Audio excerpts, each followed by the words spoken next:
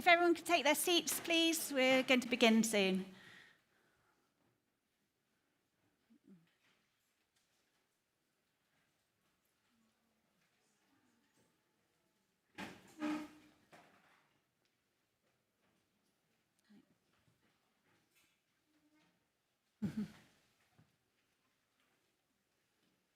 Right, I think it's time. Let's get started. So, welcome everyone to the LOESS Symposium on Soil Health Education. I'm Helen Garrison from the Swedish non-profit organisation Public and Science, a partner in the LOESS project. And I have my pleasure of welcoming you all here to Barcelona, and also a big welcome to everyone who is joining us online as well.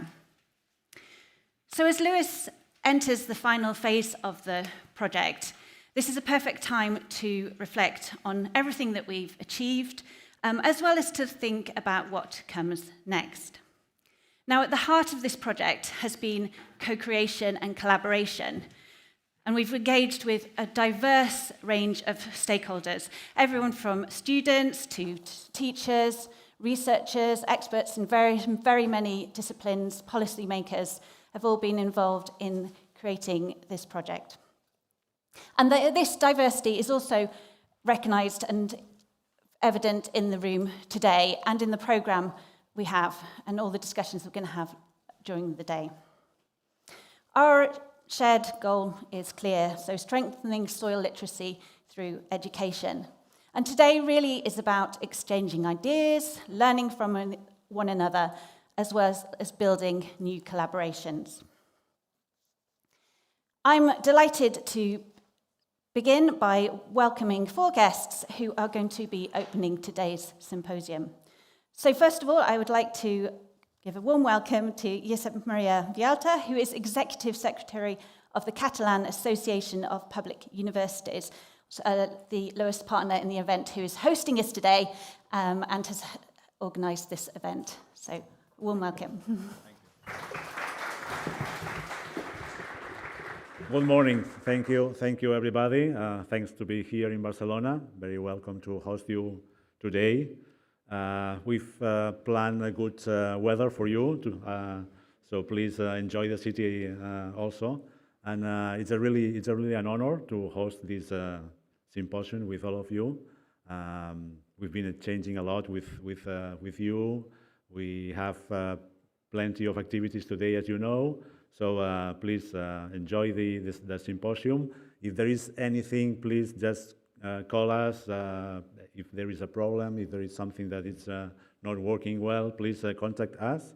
I would like to thank the team of ACUP for preparing everything. It has been really difficult to work during the last weeks and months, but I think everything will be okay. So thanks a lot for being with us, and welcome to Barcelona.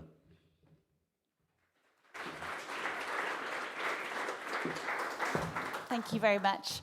And now I'm delighted to welcome Salvador Samitier, who is head of the Catalan Office for Climate Change at the Government of Catalonia. So welcome.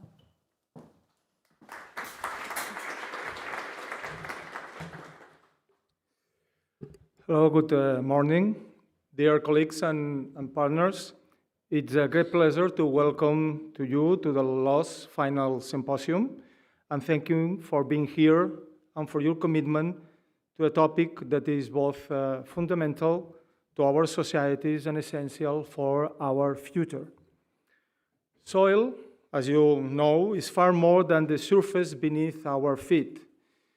It's the foundation of food systems, biodiversity, water regulation, and climate resilience. Yet, despite its vital role, soil often remains invisible in public debate and insufficiently understood beyond specialist circles. This is precisely where education becomes indispensable. We live in an era of abundant data. Every day we collect measurements and observations about many things: soils, ecosystems, climate, and land use. But data alone is not enough. Data becomes information only when it is placed in context, and information becomes knowledge only when it is given a purpose. Education is what makes this transformation possible. It connects scientific evidence with real-world challenge and provides people with critical thinking skills. At a time of intense information noise, when oversimplification and misinformation can easily obscure what is scientifically sound, education is our best vaccine. It helps us distinguish what is relevant, evidence-based, and true. In this context, the LOESS project has made a particular valuable contribution. Beyond producing output, LOESS has helped turn information into actionable knowledge by investing in soil health education and innovate learning approaches that empowers educators, learners, and practitioners. I would also like to highlight the collaboration between LOESS and the government of Catalonia, which has been a key to amplifying this impact. Through this partnership, LOESS has created synergies with several education and policy ecosystems, including, for example, the Carbon Soil Working Group that we have in the government of Catalonia, the network of agricultural schools, the Green and Sustainable Schools networks, and the STEAMCAT community, is the community of practice promoted by the government of Catalonia to advance high-quality STEAM education. One tangible outcome of this collaboration has been the support provided by LOESS for a service learning guide on soil education for secondary school teachers. This guide is the result of a shared effort involving the University of Lleida, the Center of Research CREAF, and CECIRE, the Pedagogical Resource Center of the Department of Education that supports educational innovation, all connected through the Catalan Association of Public Universities. As we look towards 2030 and beyond, the legacy of LOESS lies not only in its results, but in the capacities and partnerships it has helped to build. Today's symposium is therefore not just a closing moment, but an opportunity to continue strengthening soil health education as a cornerstone of sustainability and informed citizenship. Thank you all, and I wish you a very inspiring and productive symposium.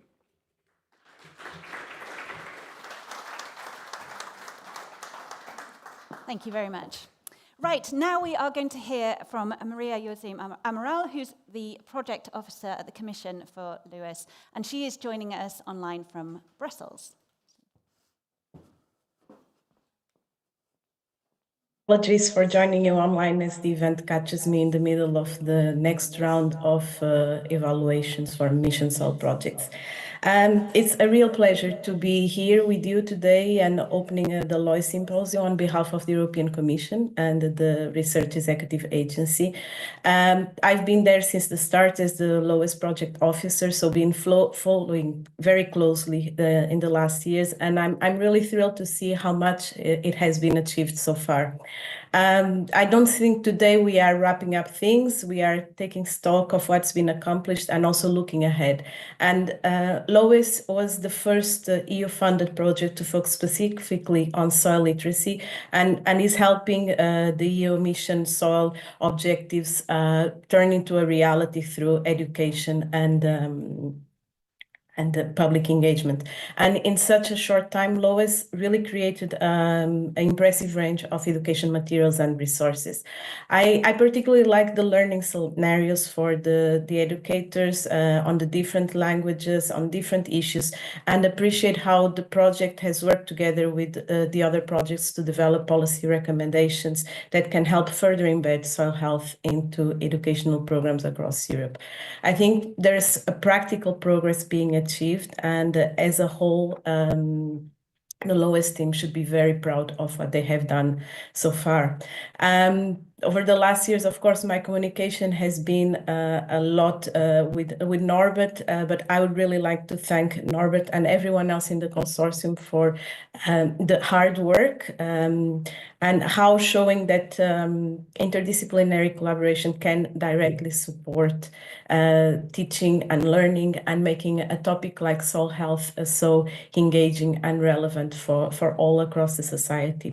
Soil literacy is still still an emerging field, and raising awareness requires creativity, persistence, and passion. And I think all in the LOESS consortium have shown this throughout the years. So I do really hope that in the symposium you have the opportunity to share further your resources, to discuss with others how they can be better used, and we can all build on them in the future of soil literacy and education. And with 6 months still for the project to go, I think there's plenty of time to do this dissemination, exploitation, and connecting with other projects. So I encourage all of you, if you're part of LOESS or from other projects or initiatives, to use this event as a springboard to share ideas and make new connections, and keep soil literacy and soil education growing behind this project. So my best wishes for the symposium and for the LOESS team, and I look forward to see what else is to come, and I hope that all of you enjoyed the symposium. Thank you very much. Thank you very much. And now, last but definitely not least, is the person who has had the huge job of coordinating this very large collaboration project, Norbert Steinhaus from Villebon. Yes, thank you very much. It's hard to find the right words right now, because it was a long journey from starting writing the proposal, getting the ideas, and getting the consortium together. And I'm really happy that this consortium, the partners we have been working with in the project, is such an excellent group, with such an enthusiasm to develop all the different ideas we have put on paper from the very beginning. And thanks to the support of the European Commission and the connection, as you said, Maria Jose, with connecting with other projects who show the same enthusiasm on raising soil health awareness, it's definitely a pleasure to be here and to present what we have created within our LOESS project. And just to get back on one aspect you have mentioned, Salvatore, the communities of practice. I think this was the heart of the activities in all the countries in LOESS, but not only in LOESS, not to start from a satellite point of view and developing what we think is needed, but we connected with practitioners, we connected with learners to really explore what is missing. There's a lot of knowledge around about soils and soil health, but how to get it into education, how to get it into trainings.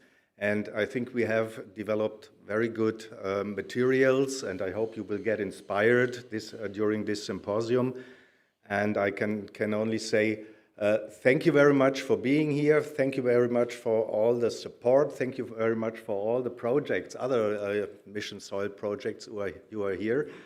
And it's right, it's still a long way to go, but we have first success stories, getting beyond awareness and getting into education. And I hope that from the sustainability aspect, we will proceed. We have 6 more months to go, which is great that we have the opportunity to work what we have created, what we have developed. And I hope we will get the connection, as you said, because soil is part of agriculture and food production. Soil is part of climate change and climate change adaptation and mitigation. So it plays a major role, but we have set the cornerstones, we have set the ground for continuing. And I wish you a pleasant day here at ACUP or at the Hub Social. Thank you very much to the ACUP team for organizing this. Thank you very much to the LOESS Consortium, and thank you very much to the European Commission for making this possible.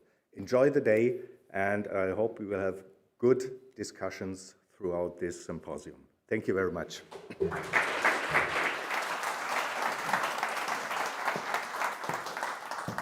Thanks very much to all our opening speakers.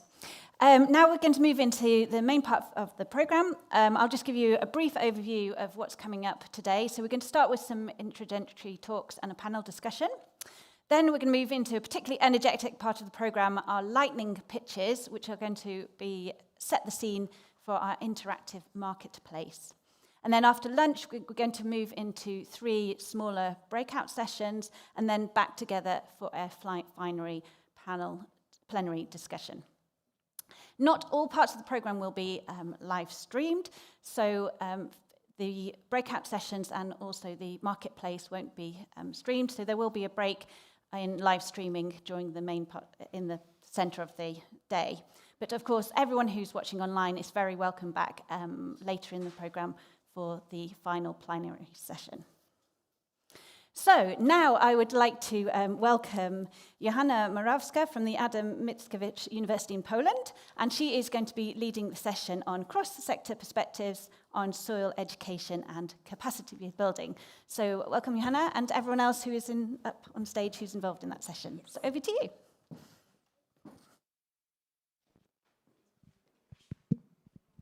Yes, it's working, right? Good morning. It's so wonderful to be here, to be again in Barcelona and to experience this beautiful spring. So yes, now it's time for our first panel, and I would like to thank you. I feel honored that I was chosen to lead this panel, so I hope I will do it the best possible way I can. And now let me invite my co-panelists, and I will look at my notes just to not make any mistake. Just a second. So first of all, let me invite Dr. Giulia Bongiorno, who is currently working as a lecture researcher for the soil biology group at Wageningen University and Research. Giulia? Thank you. Hello. Now, let me invite David Butler-Manning. David is working for the German Federal Ministry of Agriculture, Fund at Regional Identity. Hello. Hi. Nice to meet you. Our third guest is Victor Lopez-Simó, who is a physicist who now is as associate professor in science education at the Autonomous University of Barcelona.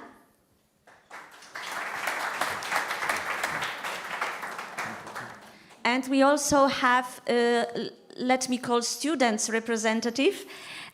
So it's Johan Sparv, who is working currently in the company which English name is Swedish Carbon Sequestration, yes, coming to us from Sweden, Lund. Welcome. Thank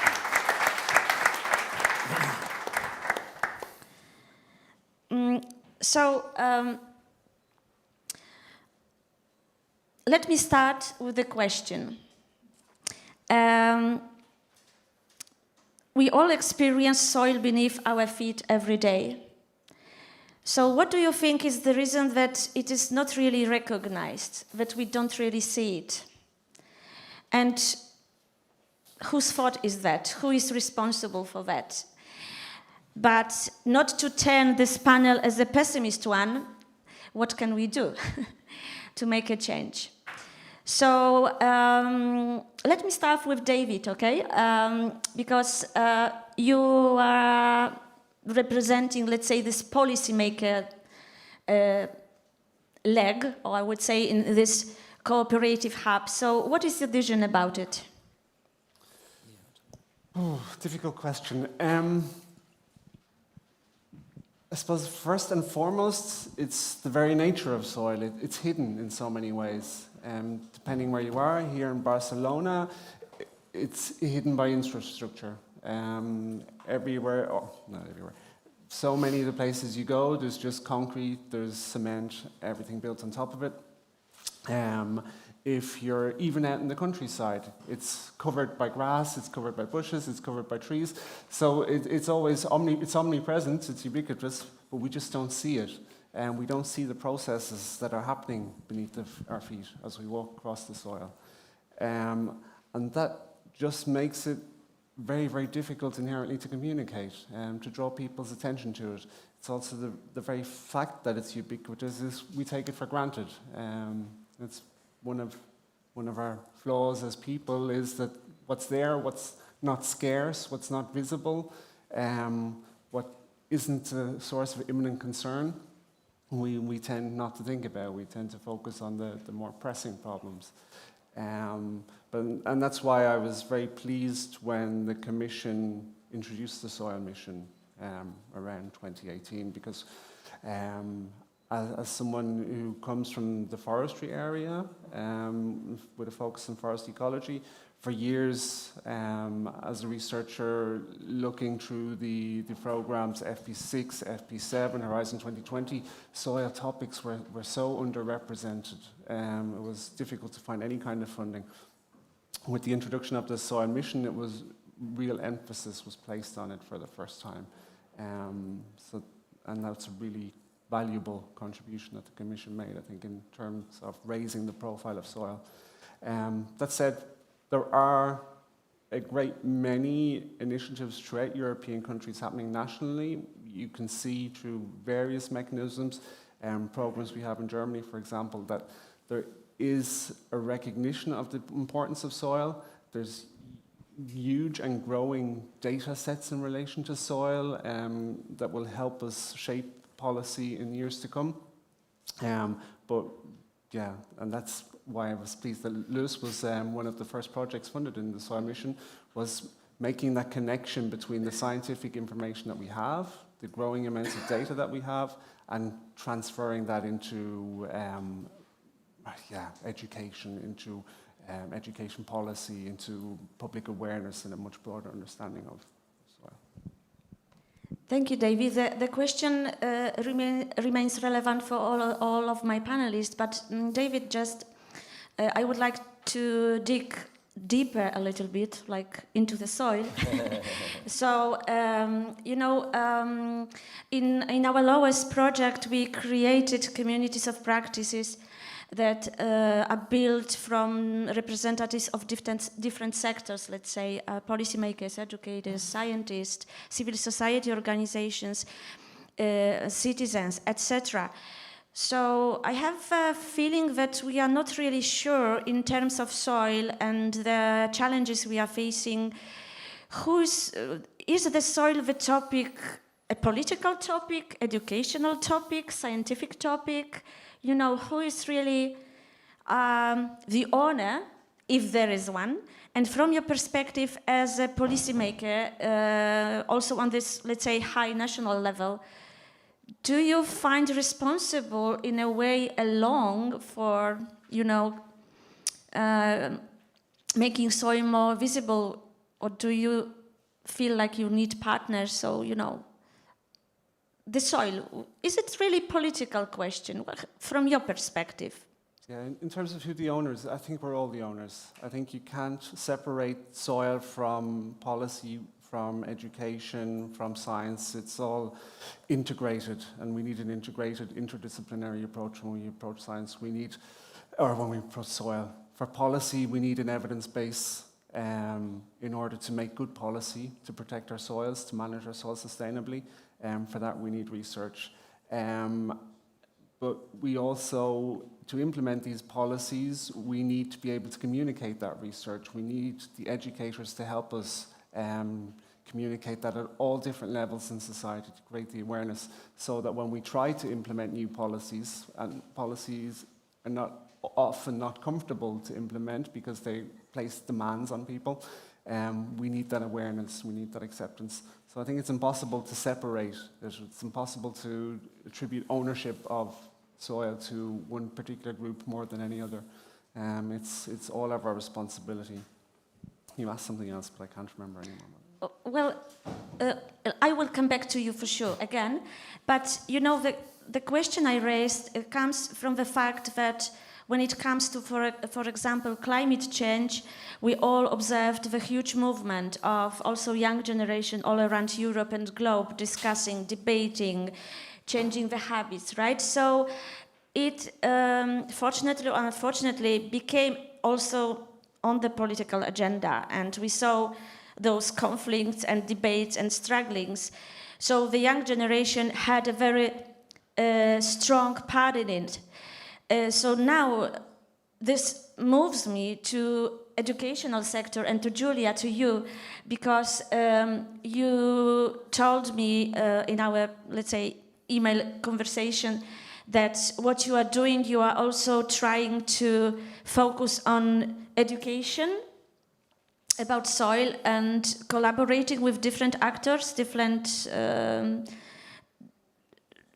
schools or organizations. So from your perspective, or do you observe such an interest in soil also among your students, your colleagues in basically educational sector? Yeah, thank you for the question. You mean like if, so what I see, what I notice, of course, is that from the more academic level of education, yeah, there is a need to go out from our ivory towers and start to have conversations with different stakeholders in society, so with kids, with older kids, with adults, with artists, with farmers, with policymakers. So definitely there is a need from scientists, of course not all scientists. Some scientists are still very much into their very mechanistic and small-scale processes, but there are some scientists and also students that really feel the need to go out and communicate in different ways. There is not only one way, of course. I don't think there is only one way of communicating and engaging with outreach, with soil outreach. But definitely what we see, and indeed even my position, so I started as a PhD, as a scientist, and then I started to have more and more the opportunity, the hours, the budget to involve myself and also my colleagues in outreach, and again, different type of outreach. So I definitely see that there is the need, the enthusiasm coming from scientists and students in engaging in different ways with society. That's for sure. Okay, so Julia, you are the one here, I mean, sitting next to me, because I'm not a soil expert at all, but you are. So you do research related to soil. So what makes it so special, you think, that you could, that it's worth educating people around, you know? How would you express your attitude, your personal attitude? Yeah, well, I started studying soil. So I come from a city, so from a big city, and I actually studied, I come from a very humanity background, so I studied classical studies. I studied Greek and history and Latin and philosophy, and what I really started to find very fascinating about soil are the interactions that are actually happening within soil and with below ground, above ground. So, and I think this is really fascinating, and of course is linked to very many issues that also David was mentioning, with the social aspect, with the environmental aspect, with the production aspect. So I think that soils are incredibly complex, but in this complexity there is a beauty. And of course I'm a soil biologist, I love soil organisms, they are amazing, they are beautiful, and they are also involved in a variety of interactions and processes that are at the base of life. So that is what I found particularly fascinating, these interactions that really brings life below ground, but also above ground, and that's really worth exploring. And it can also teach a lot about life above ground. Mm-hmm. Yeah. Okay, thank you. And continuing with education, just I want to mention that Helen is such a wonderful host, and she reminded me about something that I probably would forget, because when I see such an audience and I have my panelists, I'm focusing on, conversation, and I just forget about the, in fact, key element of this panel that I will come back to later. So my mistake, that happens. But continuing with education. So you, Victor, you said you collaborate with children. Yes. Yes, so you collaborate with different schools. And from my perspective, it looks like it should be quite easy to get interest of children into the soil, because they like to play, they are, generally speaking, still interested, they are not, like us adults, they don't have this, already some, let's say, thoughts about it. So, but is it really true? What comes from your work in the field with different schools, with teachers? What do you find the most challenging, or maybe also the most, worth sharing with us when it comes to education and children and school? Okay, thank you very much for inviting me and for also try to give a voice from primary and secondary school. I think that there has been a misunderstanding in the last, maybe let's say 40 years in education, especially in primary education, that has to do with the meaning of interest. What does interest mean? Because you are asking me, so students should be interested on this like everyday life situation. I think that in many places, in many contexts, there has been a misunderstanding in which interest means what students, the first thing that comes to students' mind. Okay, so this is very typical in a, let's imagine I am a teacher of 7 years old students. We start the course, okay, which topics are you interested on? Okay, top 1, pirates, dinosaurs, volcanoes. So we have to pay attention as teachers in the meaning of interest. What is or relevance, let's say, depends on the translation. Because it's not the same what is relevant for a student in a specific moment because they saw a cartoon or they saw a movie, and what has a scientific and social meaning and interest, okay? So this challenge is hard for teachers to say, okay, what is not the first idea that comes to students' mind, but what is really important for their building as future, not scientists, but future citizens, because we don't have to forget that 95% of students will not follow an academic career in which they will investigate. They will just be citizens. But those citizens will make the decisions when they decide what products to buy in the supermarket, when they have to vote in elections, when they have to just watch TV and understand the news. And so it is important for teachers to say, okay, what are the key ideas to be learned in a school? So I would say, as a summary, that teachers, especially in primary school, should try to see not what is relevant in one specific moment for students, because if we think in terms of animals, they are usually interested on these huge animals they can see in the television, elephants, giraffes, and tigers. But when I ask them, but which animals are around you? Which animals? We have a lot of forest here in Catalonia, which are the local environments, the local ecosystems. So, and many times they don't know about local animals. They know the animals that are in television. So I would say that the main challenge is make teachers, help teachers to focus students' attention on this kind of local but relevant questions related with science and society. Thank you, Victor. So, well, it sounds very creative, but also I would say you are very lucky because you have this feeling that you really shape future citizens, because this is a good moment to do that, right? And to build this awareness about soil. And how about, Johan, when it comes to a little bit older students, I mean university students, because you, when we exchanged, you said that you will be representing, a student's voice. You also mentioned about your activities related to student activism, also related to soil awareness, biodiversity, and all these, let's say, aspects related to the topic of our symposium. You also developed a very interesting, I understand, startup company, some kind of. Yeah. So what makes you? I'm very happy to make you laugh. This is always.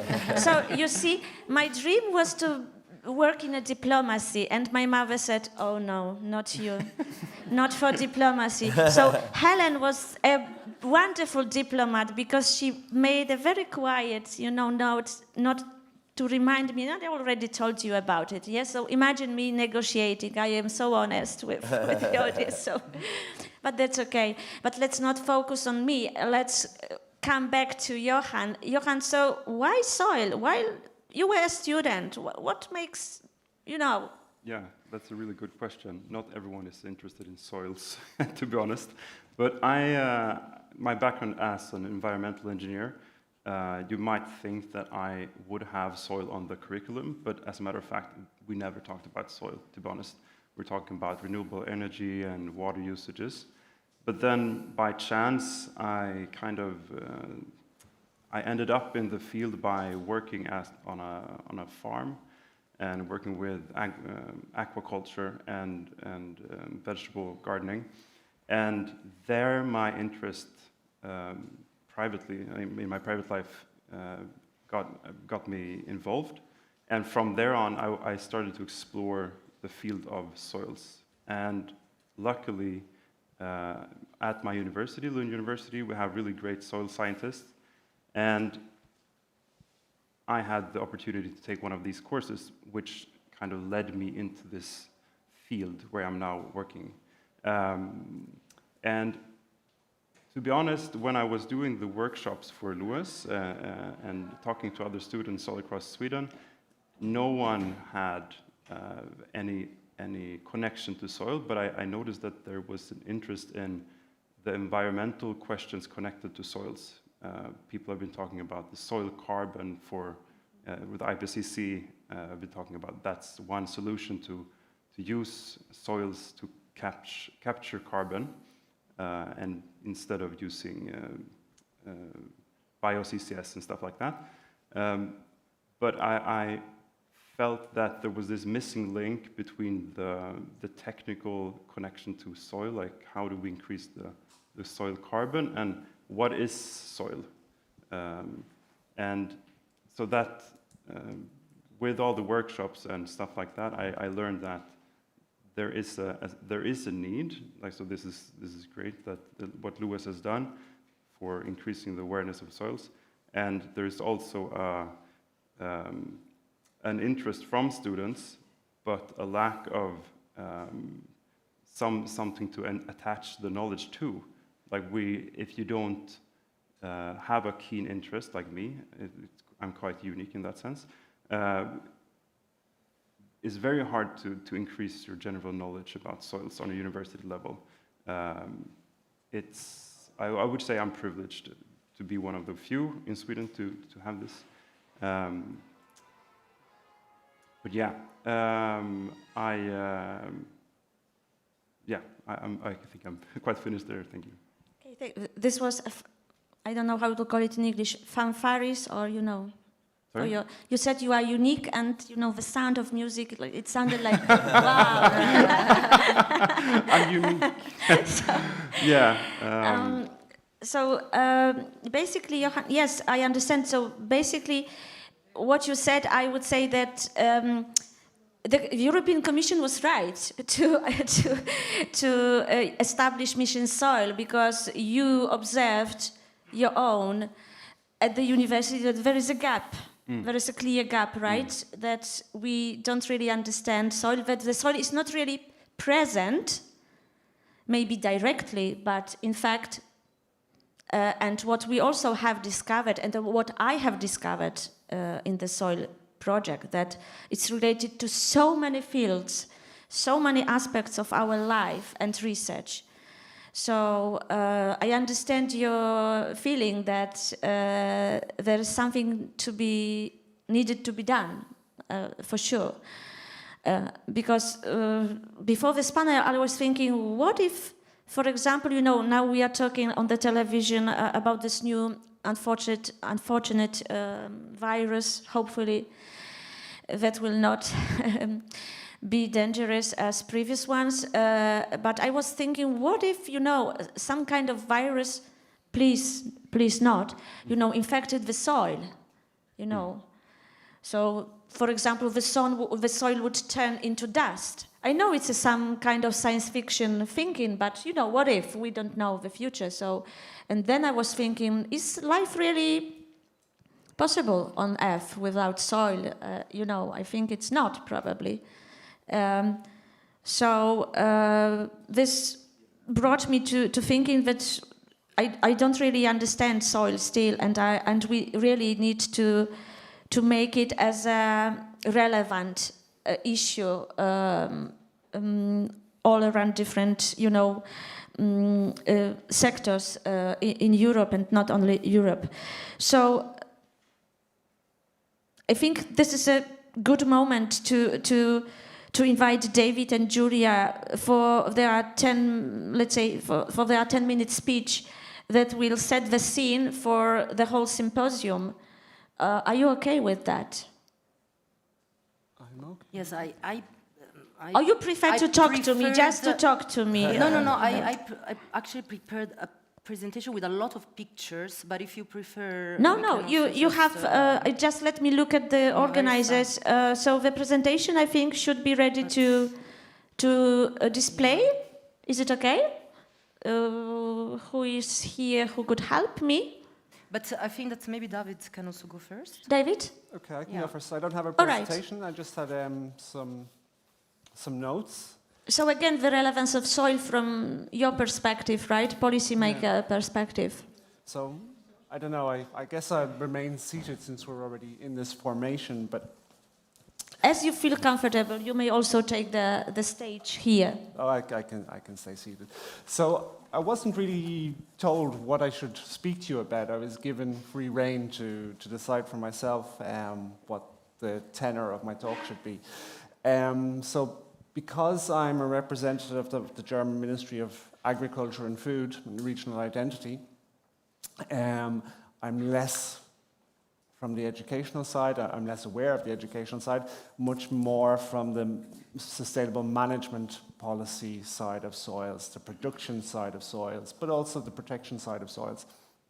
And I thought it would be interesting to highlight first some of the various measures that we've been implementing in Germany over recent years that kind of demonstrate that there's already an awareness there of the importance of soils, and there has been for quite a while, and that through these measures we actually have already a very, as I alluded to earlier, a very large resource of information about our soils. So there's 6 different measures that I just wanted to briefly highlight that show this acknowledgement, that offer an acknowledgement of the importance of soils in Germany. So the first is the National Survey of the State of Germany's Agricultural Soils. That's something that my ministry is responsible for, and in close cooperation with more than 3,000 farmers, we've been sampling 120,000 soil plots throughout all across Germany. The first inventory started in 2012 and lasted until 2018, where parameters such as humus content, pH value, nutrient availability, and pollutant loads were all recorded as part of this survey. And the survey is particularly important because it goes towards our UNFCCC climate reporting. So it's an important data foundation for Germany. The purpose of the survey is to kind of determine the current soil condition and its development, and to do so over time, because the second survey is now underway. The data that's collected from this soil is used as an evidence base for policymakers. It's used to inform and to support researchers in their own data collection and to enhance their data. and it's to help farmers to make targeted soil management approaches. The second is another national survey. It's the survey of Germany's forest soils, which actually predates the agricultural soil survey. It goes all the way back to 1989, was the first such survey. We're now involved in the third survey. So there, all across Germany, 2,000 soil sample plots are sampled regularly to collect data on the soil structure, soil porosity, water balance, and how that then interacts with root development in Germany's forests, to look at carbon storage in the soil, in the topsoil, but also to look then at nutrient loads from acid rain, loads of heavy metals, of pesticides, and so on.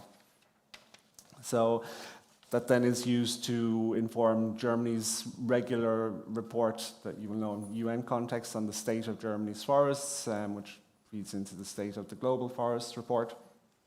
And it helps us as policymakers in how we then decide to fund climate resilient forest management measures and initiatives and so on. So we've had these programs for longer, going on 2-3 decades now. But 2023 was when we established our first national soil monitoring center in Germany, in Dessau, in the east of Germany. And that center combines all of the data from these surveys and inventories, but also other data collected from remote sensing, from satellite measurements, and from research projects taking place all across Germany.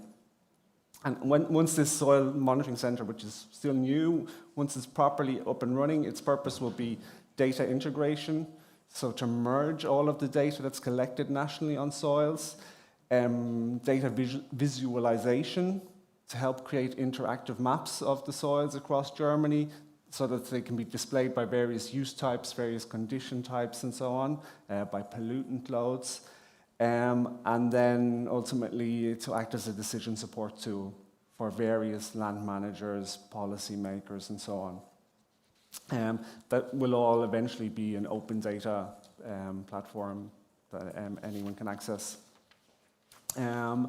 And then in terms of funding programs, so one of the big measures in Germany in the last few years has been the Action Programme for Nature-Based Climate Protection, a funding program of over 3 billion euros.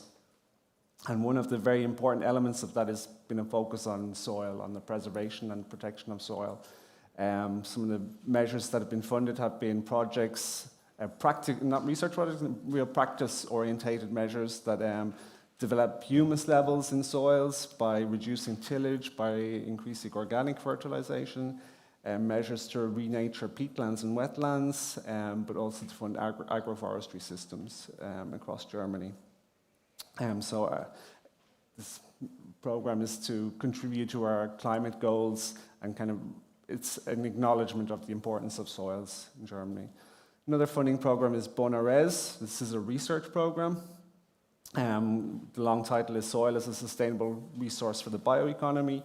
Here, since 2015, the Ministry of Education has invested 100 million euros in research projects addressing soils. And then the last thing I wanted to measure is the Boden des Jahres, or Soil of the Year award, which was introduced in 2005. Every year on World Soil Day on the 5th of December, the announcement of the Soil of the Year of the following year is made in a big ceremony. December last year, the Soil of the Year for 2076 was announced as Archivboden, or archive soils. Soils that serve as a repository of cultural use of soils and memory of soils.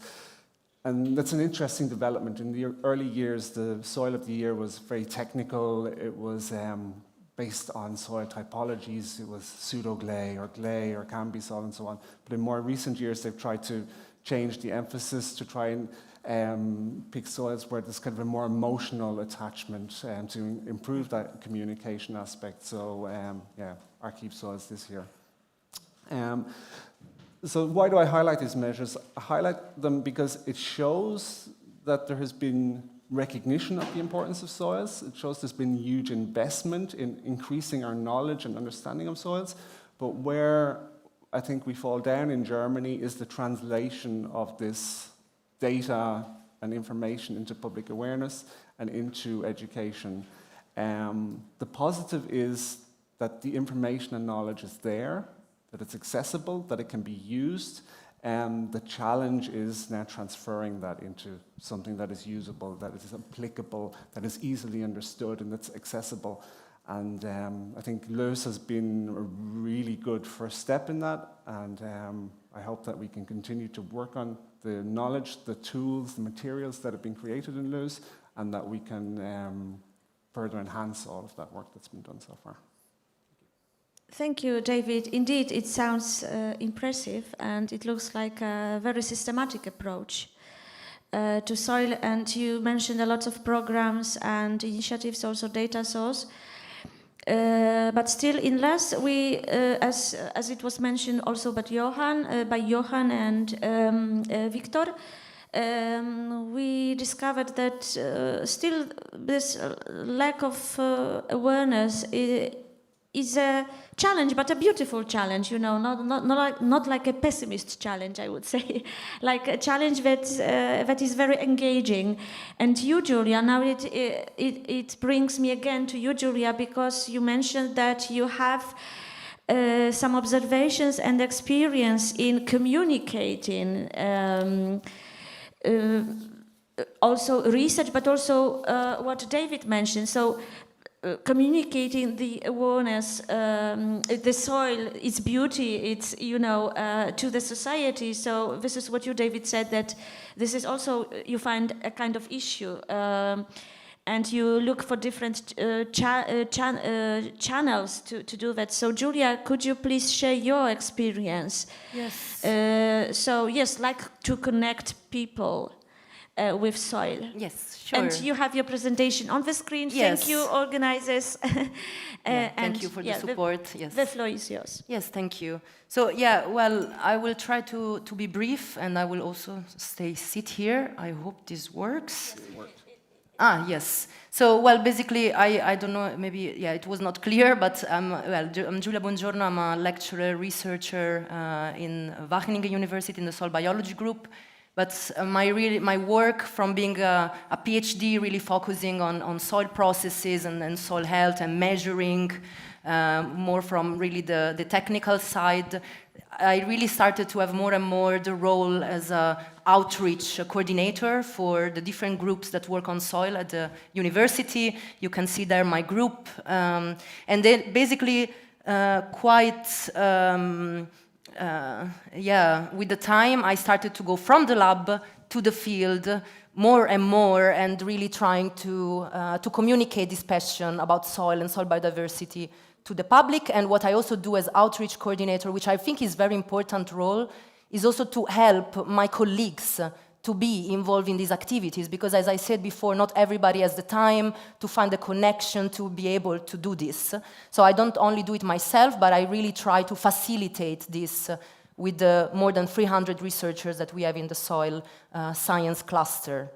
And basically the rationale, what is behind this, is that we know a lot about soil, so we have a lot of information. Of course, there are many things that we don't know yet, but we have a lot of information, but still soil are being degraded.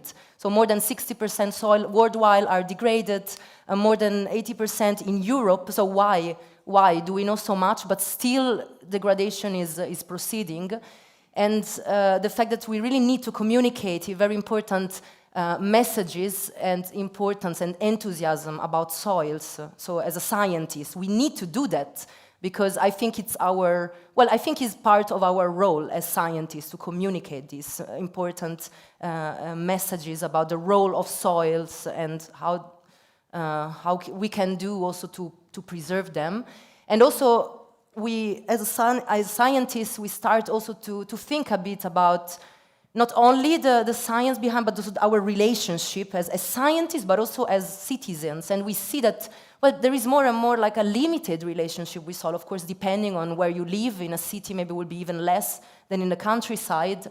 And so we want to also give the opportunity to scientists, but also to the whole society to discover soils in different ways and by experiencing them, in order to really finally facilitate a positive transformation in how do we do science, so that is a more impact, and how do people and scientists relate to soils and care about soil. So really try also to connect more with society. So we are also trying to do this with our research.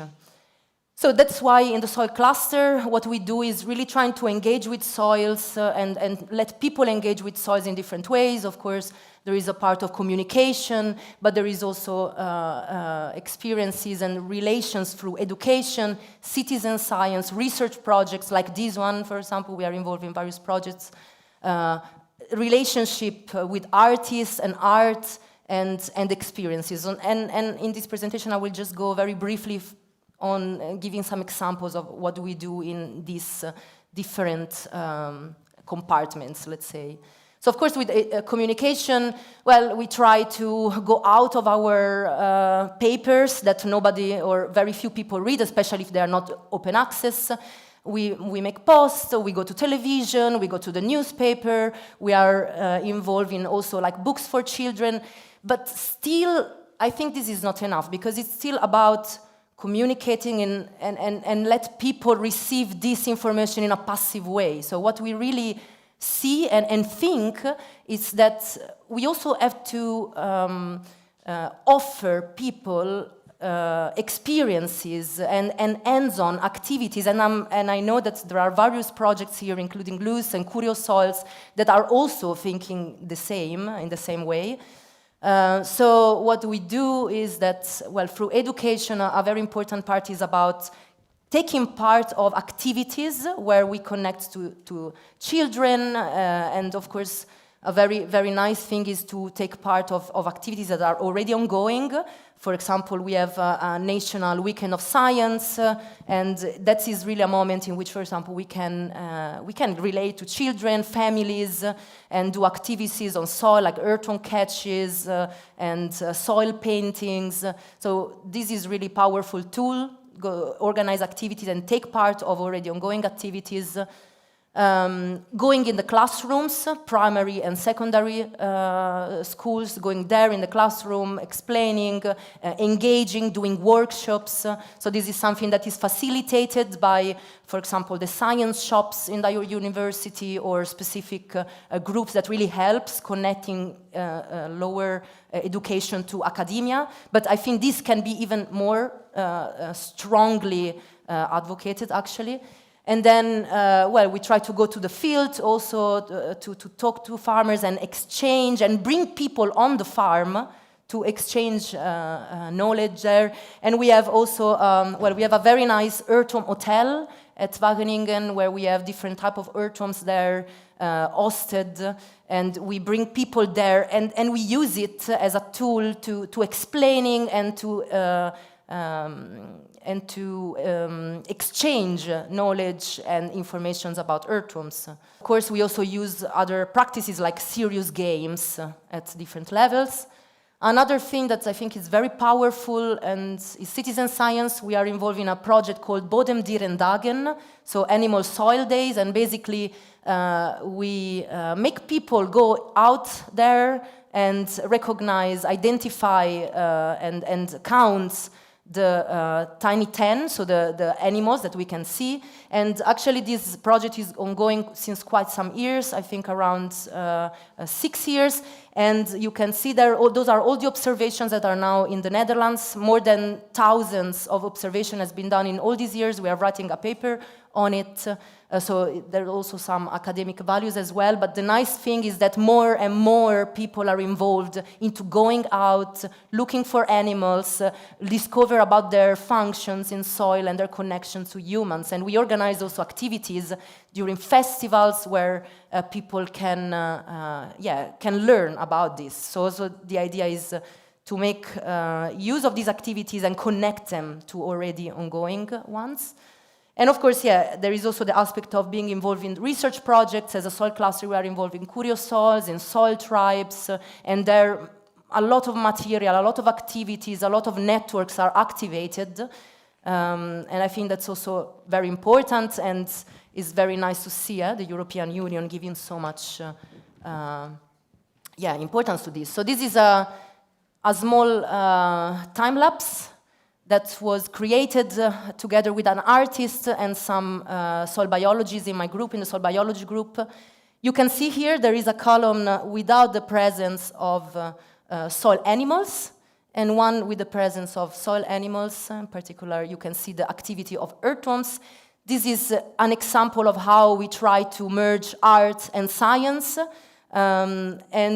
This is a very nice tool that we use a lot in education to really show what are the roles of soil animals in decomposition, in fragmentation, in litter degradation. And so this is just an example, because one of my passions is also really connecting to art, because I think that art, it's a very powerful tool to convey very different, very various messages, and these messages can be scientific. So you can clearly see after 8 weeks the soil animals are helping the decomposition, which of course is anyway ongoing because of fungi and bacteria, but they really help. So this is, I hope, you can actually find it online. It's freely available if you want to use it for education. But again, we connect with a variety of artists. This was Wim van Egmond, what you just saw, and actually this was also exhibited in a very nice exhibition in London, where even the king passed by there. I don't know if you saw it. It was an amazing exhibition, and I think that more than 1,000 people were present. But we also created, so we try to connect with artists in various ways. So there you can see visual, but also we created a symphony about soil. And if you have just a minute of time later, maybe I will just play a little part of it. With Remco, an artist from Wageningen, but we also try to connect with different artists living in the whole Netherlands. We create exhibitions, workshops where we merge art and science, and we connect more and more with artists. And one nice thing that I think, like for example, you can see there, for example, I'm collaborating at the moment with 2 artists that work on a very important topic, so the effect of war on soils. So I also think that really the connection with artists can also bring forward some topics that otherwise as scientists maybe would be difficult to approach and would be difficult to communicate. So I think it's really nice examples. And of course, what we do is we try to bring all these different aspects, so senses, experiences, arts, sight, science, visuals, and what we organize also is so-called experiences where people can experience all of this together at the same time by interacting with maps, with art, with senses, touching soil, smelling soil, eating soils, and to interact with people that are artists but are also scientists.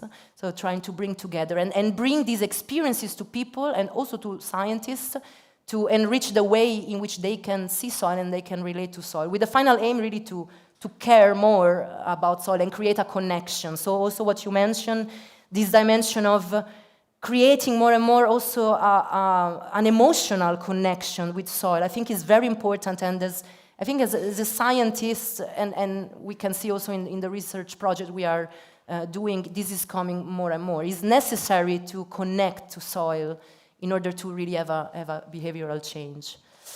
So some reflections. Of course, this is a continued transformations and a discovery and an inspiration. And I really think that it's very nice to have short projects or EU project, but I think it's what we need is also a long-term project, long-term commitment that are not just really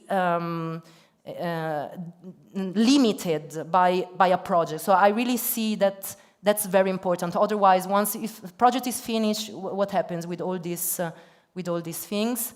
Of course, it's a transdisciplinary and a transformative collaboration, interaction, and connection. So we need to connect university with different stakeholders. We need to be connected and to have a real dialogue where everybody is equal and tries to bring their own uniqueness.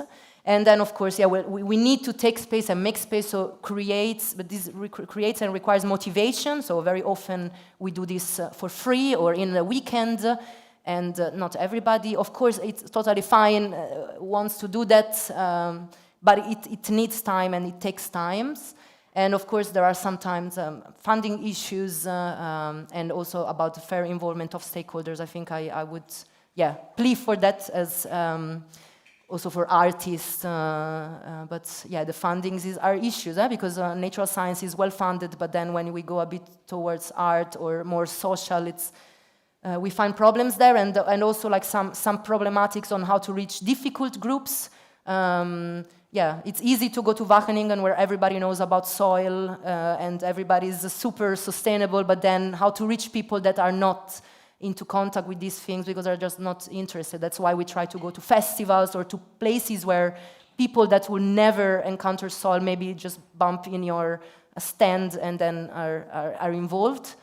Also how to spread the material, because a lot of material is produced, but how to spread it well, I think we will discuss also later about it. And also another important part as a scientist, the last two parts is, of course, we need the recognition for this, because not only papers are important, we understand, so how to recognize the value of all this work that we do, but also how to measure the impact, because that's also quite related. So how do we measure that? It's also something that I'm still trying to look into it, because I don't think that surveys are the only way to go, because they are boring and they really very often take away the enthusiasm that you have when you do your activities. Yes, so this is what I wanted to say. I hope you are inspired, and I hope that this, you also do a lot of very inspiring things, and I hope it sets the scene for what we will see later. Do we have 1 minute time for, otherwise we can also do it later. I wanted to just play a very short fragment of the symphony about soil, but we can also do it later. At the end? Is it okay at the end? Because totally, yes. It's only 1 minute, but we can do it at the end, but I think it's very nice, and as the final touch of the panel, okay? Great, yes, thank you. The symphony at the end of this panel sounds very interesting. Great, thank you so much. Challenging. So, I think I am a very good example of 45+ generation who know nothing about soil before LOESS project, and now I find it fascinating. You know, music, art, education, creativity, big data, you know. So Julia said about, before I give you the floor to the audience, I just want to come back for a moment to Victor and Johan, if you allow me to, please. So Julia was mentioning about this experience. Do you also find this experience, Victor, as that relevant in creativity when it comes to educating children? Okay, very nice question, because it helps me to introduce the idea that I want to share with you. I think that it's hard to make a summary of the educational challenge related with soils, because it depends strongly on the local context, on the educational level. I think it's completely different approach if we are talking about 5-year-old children or 14-year-old teenagers.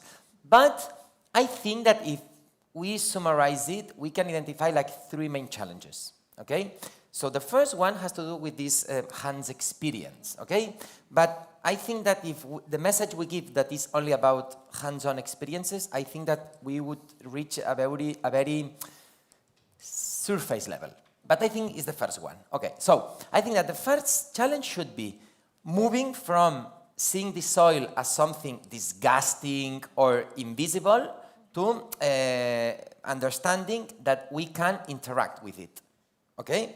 What does it mean? We can just maybe our hands can get dirty, but it's nice to explore the soil, to take it with our hands, to manipulate it, to observe different small animals, invertebrates,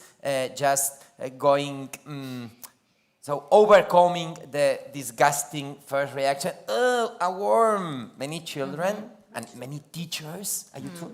Okay, so it would be nice. So I think that one important challenge is to move from a worm to wow, a worm.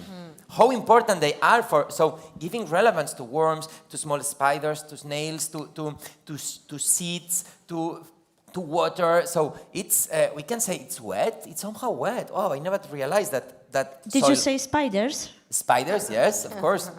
So everything that has to do with interacting with it. So the first barrier is to move from a distant relationship with soil, or usually a completely absent relationship because we don't know it exists. But once we know it exists, it's not. So this is an important challenge to say, okay, yes, it's not disgusting. We have said maybe 3 or 4 times today, is the basis for our life, for our food, for many aspects of our life. So promoting this curiosity, promoting this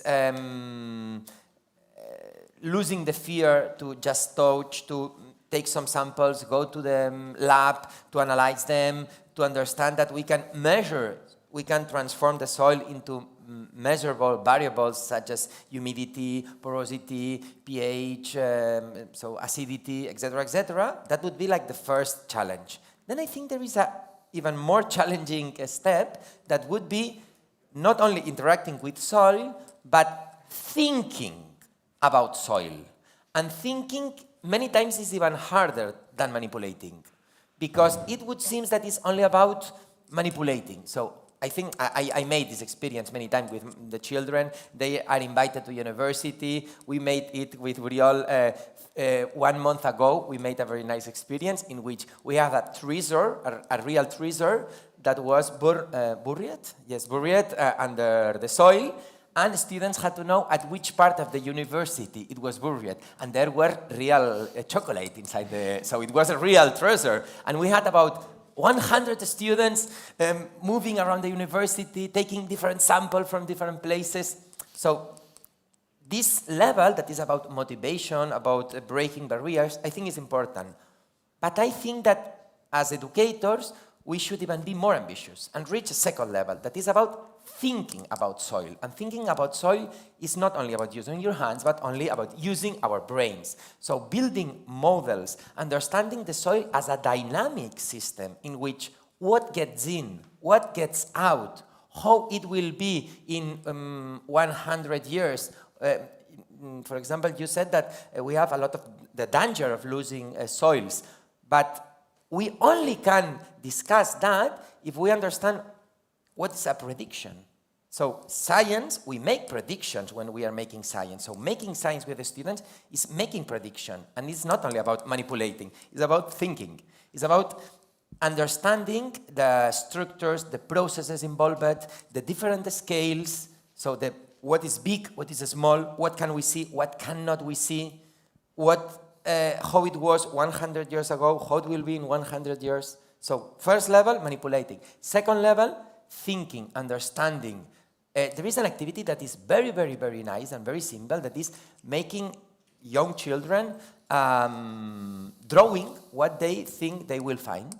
I made this activity many times. I have a collection of hundreds of drawings made by students from different ages, and it's very nice. At the beginning, they think, okay, I will find a diamond, for example, no? Because diamonds are buried. And then when they get older, well, I will find which animals I will find.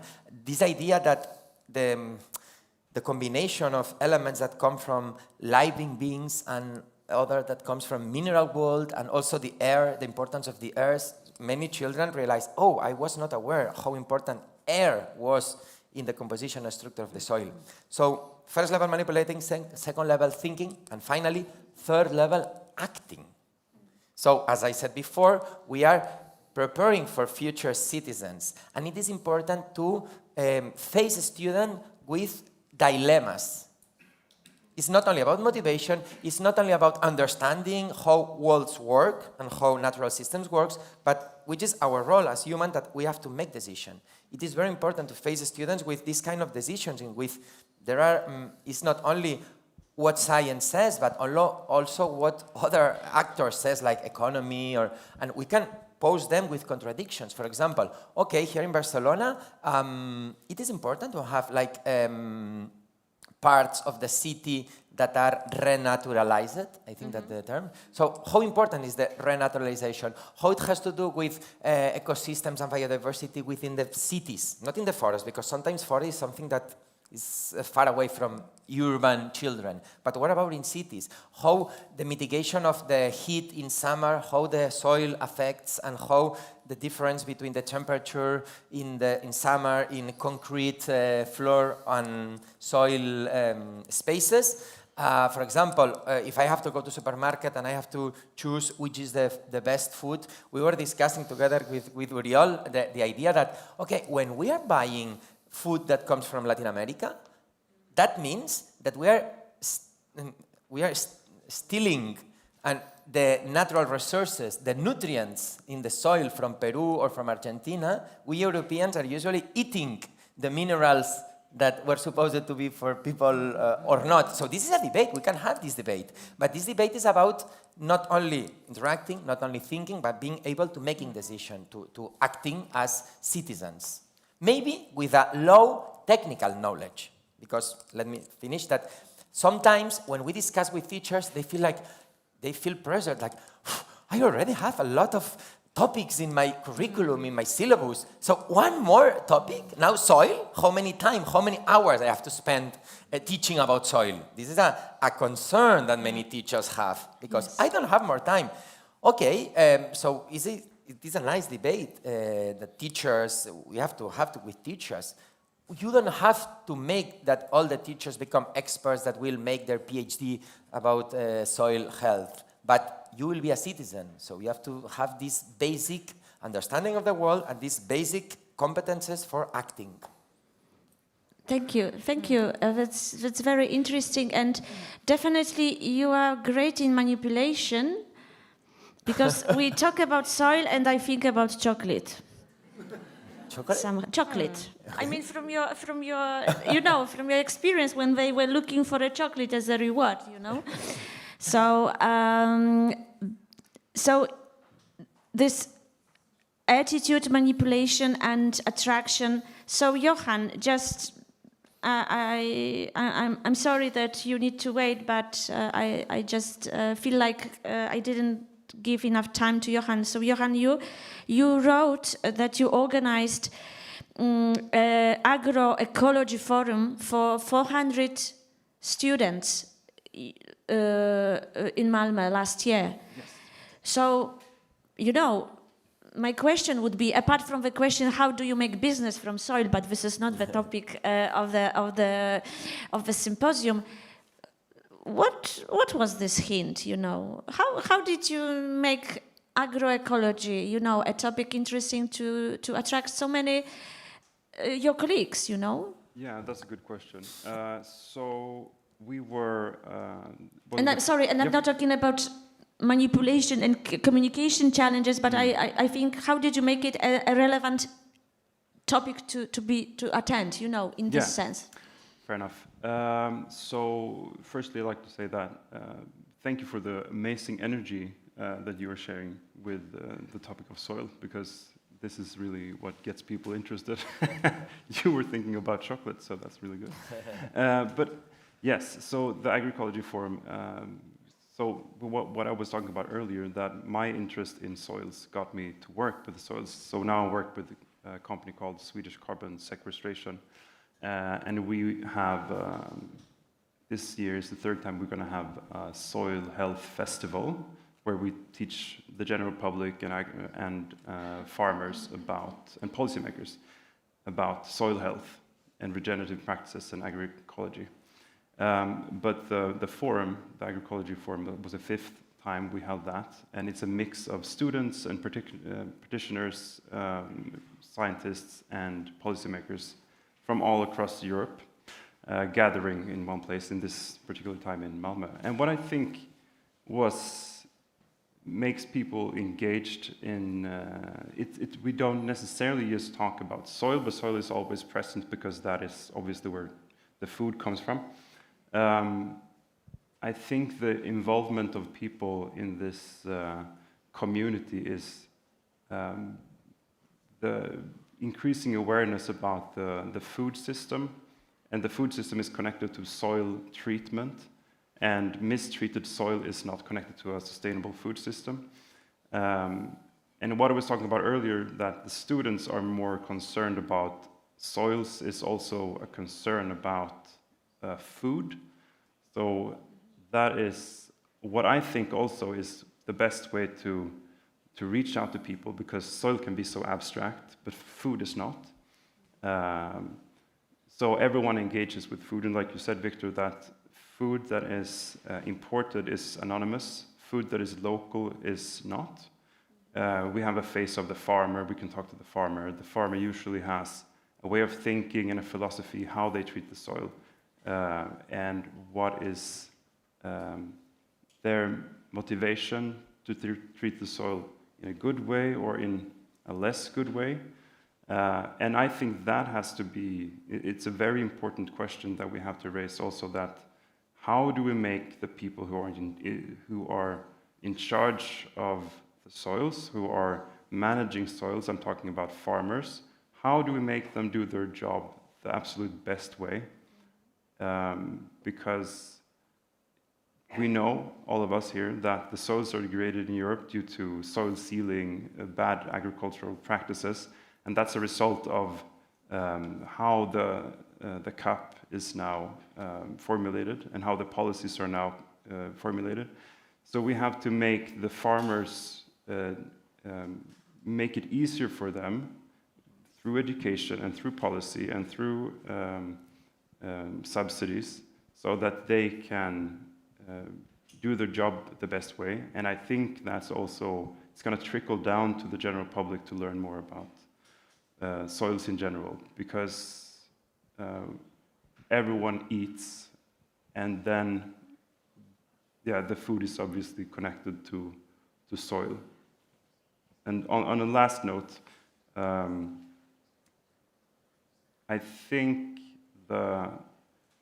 like in Europe, we have had this trend that we have an aging farmer population. We have to have a renewal. Young people have to become farmers, otherwise we can't produce food. And we have to, municipalities and on the EU level and national level, we have to make it easier for people to actually access land, because if you can't access land, you don't have an interest in involving with soils, and thus makes it harder to increase the general knowledge and awareness of soil. Yeah, I think that's my finishing note. Thank you. Thank you, Johan. Now it's time for questions, and since we gathered here, we will have time also to discuss during coffee breaks, lunchtime, hopefully. I would like to give the priority to questions online. Right? Daniel, do we have any? Just. The only question so far is, can we have a link to a video? Can we okay. Yes, can of we course. have a presentation, the PowerPoint? How many people there are online, just for right curiosity? now about 27, 28. Okay. It goes up and down. Yeah, sure. I can. I don't know how do we do, but I can definitely share the. If you can videos. send it, yeah. Yes, I can send it to you, and then. Yes, please. Yeah, I can sure, post it sure. online. Yeah. Everybody can use them. And yes. I just checked I asked them if they have any questions. So far, no. So Okay, thank you. But we are sending warm regards to those who listen. If a question comes on, yes. Yeah, you will let me know. Shout, yeah. Okay, so still there is some little time for questions. So, Norbert, you raised your hand for a question. Now I don't know what to do. To take as to give a privilege to a coordinator, or yeah, advisory board member. Thank you. Smart. I hope I can be wise enough as a member of an advisory board. My name is Francesco. I'm the former project manager of the Humus project, and you will hear more from me in the afternoon. I have a question for all the panelists, but more than a question, it's a reflection. a forward-looking reflection. I was pleased to hear that the project has 6 months more before closing, and so take this more as a recommendation for some kind of initiative that you might want to take, and I start candidating myself to contribute for what I can do within the range of my expertise. I think the point of tension that I perceived between this first panel and the title of the conference is that we are probably using the term education, I see, for the right purpose, but probably in a way that is not matching exactly the evidence we are ourselves, and I include the project I was managing before, providing and putting to the forefront. I mean, most of the actions that I have in mind, you have in mind, Julia presented in her nice presentation, are basically awareness-raising actions. So what about education? I know we are in the beginning of a process, which maybe 2 or 3 years ago when the LOESS project was written, had the desert around. And now we have a plethora of initiatives all over Europe and maybe also overseas, which are more or less confirming that these methods and tools are working fine, especially for the youngest generations, but also for people belonging to the communities we are all members of, and in the afternoon I will tell you more about the results of the Humus project. Still, I miss a gap, and this is my question, between what we can define awareness raising or, to some extent, citizen science, and the mission of an educational institution at all levels, so including also secondary schools and so on, which should have more to do with the scientific rigor and the communication of a scientific mentality, including critical thinking, which is something we miss a lot in other contexts at the moment. Think of the fake news, think of the problems we have on social media and so on. So my point of tension I wanted to stress is exactly this missing element I didn't perceive in your discussion. And then anyone wanting to reply will make me happy. Thank you. Okay, so thank you for that question. I need to keep the rigor, so we have about 5 minutes, and Victor, you raised your hand, so I think that I agree with you that education is a very polysemic word. We have to start from that. So we are talking about education means like basic education, as I said, so also university or high education that has a complete, I think it's important, but it's also hard to do it in a short panel, but I think it's important to focus on which are the rules, let's say, the rules of the game of every kind of meaning of education. But I think it's important between the relationship between, let's say, awareness and outreach and basic core education for all the population. I think that they have like 2 different inertias. Inertia? So they have like, so the outreach is usually, can change very fast in time. So in a few years, the agenda, the political and the social agenda, makes that the hot topics are one or another. And let's say that even it is an important core of people all over the world and Europe specifically working on this field, in comparison with basic education, it can move very fast. Basic education, it means schools, teachers, lay students, is something that changes very slowly, because we are talking about millions of people involved. So it's very hard to modify the agenda. When some project has tried to force strong changes, they has usually failed. So it is very important to understand that schools is something that changes very slowly. And of course, it is influenced by political agenda. We have the example of the climate change that was mentioned before. So climate change was completely absent in schools 20 years ago, even if scientists were already saying, please pay attention of the climate change. And there is more than 50 years of scientists warning us. And in the last 10 years, we can see, I don't know in other countries, but at least in my local context, every single teacher knows that climate change is an important issue. Maybe students can find it boring, irrelevant, okay, but at least teachers knows that climate change is in the agenda. But it has been a very slow change. This change has occurred during maybe 20 years. So I think that at this moment, we have to understand that at least in schools that change very slowly, at this moment, they can start thinking about the relevance of the soil. But maybe, that's right, the results maybe will be seen in 10 more years. We cannot go faster because the schools are very... the changes in the agenda of schools are very slow because it's a very big monster.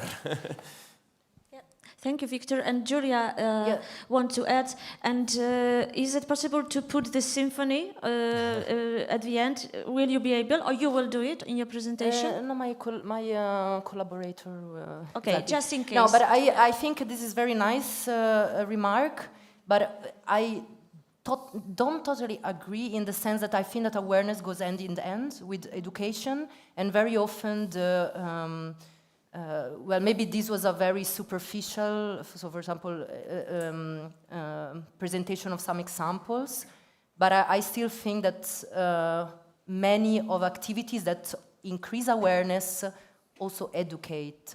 But if you want, we can talk more later. And I saw you also agreeing with this, but I don't see so clearly also the division between, okay, this is awareness and this is education, and I think that they go hand in hand. Some things are indeed very, very a bit more superficially giving more awareness, but very often we give information, solid scientific information, while we do these activities. So, yeah, I still feel that we are going in the right direction somehow, but yeah, good to think about that, definitely.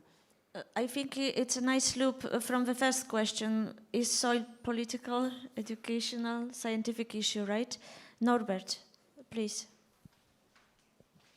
I know we are running out of time and everybody wants a coffee. But just one thing, when I saw your circle, Julia, you had education and citizen science. And in my understanding, one aspect is missing in between. And this is what we addressed in LOESS with a specific approach is community engaged research and learning, which means picking up societal needs, in our case on soil issues, and integrating them into higher education teaching, and to provide the right skills to lecturers to be able to work in community engagement. Because citizen science can be part of community engagement and community engaged research and learning, but there's more on this. Yeah? And maybe I can bring in another term when we're talking about awareness raising and education. What about training, which in my understanding is somewhere in between skills development, which you address, David, when empowering farmers to work with the data, to create data, but also to work with the data. Just as maybe the remark before we listen to the symphony. Thank you, Norbert. Would anyone else, I mean, there's clearly no time, but you know we are open to...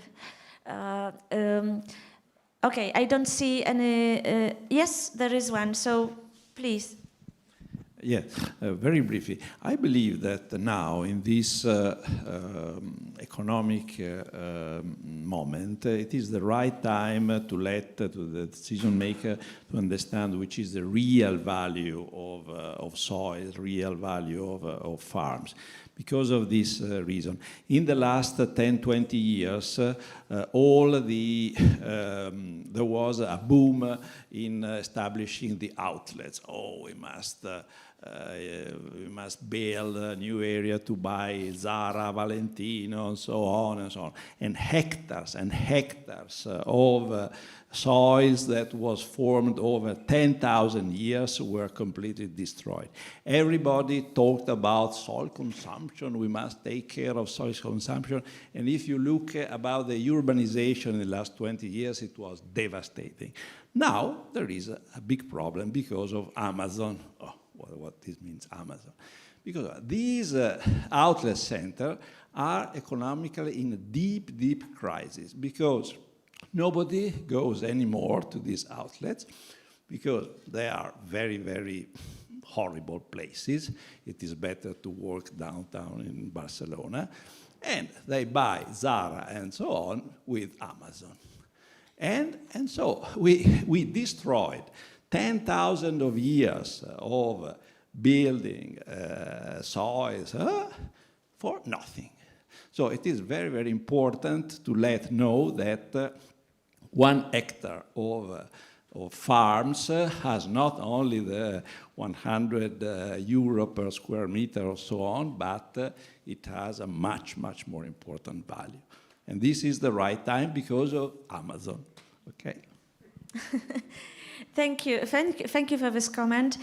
Yes, so I think we all share here this thinking that we are trying to, also in LOESS project, to make soil relevant despite the political agenda, just, you know, to make it relevant for future generations despite the government policy, etc. So I think at least this is the main idea. So are we ready with Symphony to end this panel? Yes, we are.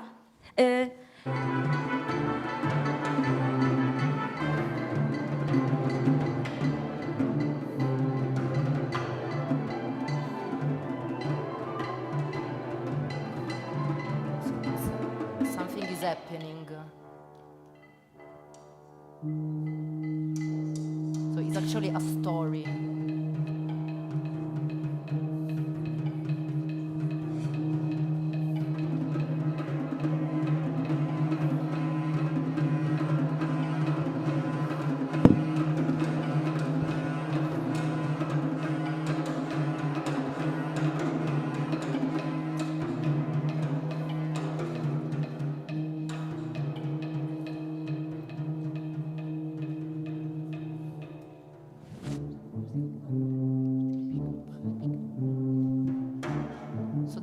Was made in 5 parts. This is only 1 part, and something is happening, and so it was just a fragment of 1 part, and we are in an arable field. I don't know if you can think about what happened. So there was a lot of music in the beginning, like a lot of diversity, a lot of organism living in the soil, and then a very dramatic happening. So that was a plow.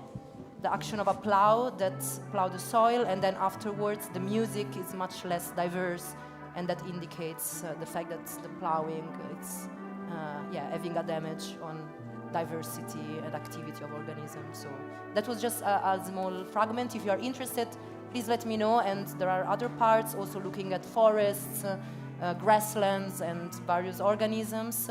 And actually is free to use. So if you are interested in maybe use this for orchestras in our countries, let me know, and we can share the music. Thank you. What a beautiful ending to the panel, right? Thank you, Julia, also for that.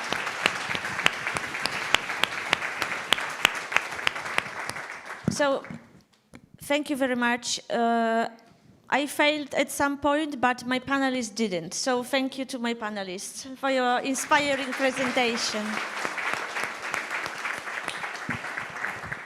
And with a relief, I give the floor to Helen again, right? Thank you. Thank you. Thanks, everyone. Right, we're going to move into kind of quite a dynamic part of the program, our lightning pitches. So can I invite everyone who is involved in a lightning pitch to come up in front of the stage, or to the side if you're in the second round.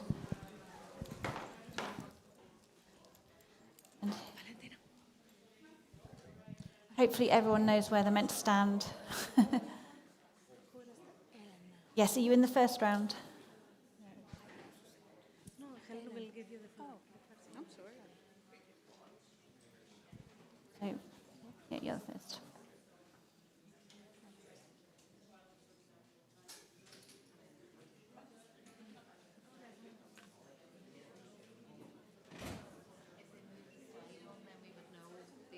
Yes. Yeah. Perfect. You're at the start. Here we and I'm go. At the end. Right, if we could have the first 7 just in front of the stage. So Valentina, you stand here.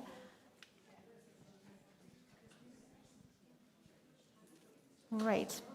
Right, now to prepare you for the interactive marketplace, we're going to do something a little bit different. So you are about to hear a series of lightning pitches. So these are going to be short snapshots of the resources that have been produced during the LOESS project. And we're also going to hear from sister mission projects too. So think of this as a kind of friendly pitch battle. So each speaker's just got 30 seconds to spark your curiosity and draw you to their table later in the marketplace. So the first 7 presenters here are going to be the ones who will be presenting resources that are available to talk about during the first part of the marketplace, and then we're going to have a second round with the resources that will be available to interact with in the second part. So we're going to let the battle begin, and I'm going to start with Valentina. Over to you. Now, good morning, everybody. I think if we are here today in one way or another, it's because soil matters to us. And we may be searching for ways to cultivate soil literacy through education. But what if we actually knew what teaching and learning approaches could help soil learning? So in the LOESS project, we performed a 1-year-long in-depth research study across Europe where we found how soil is taught and what educators are still looking for.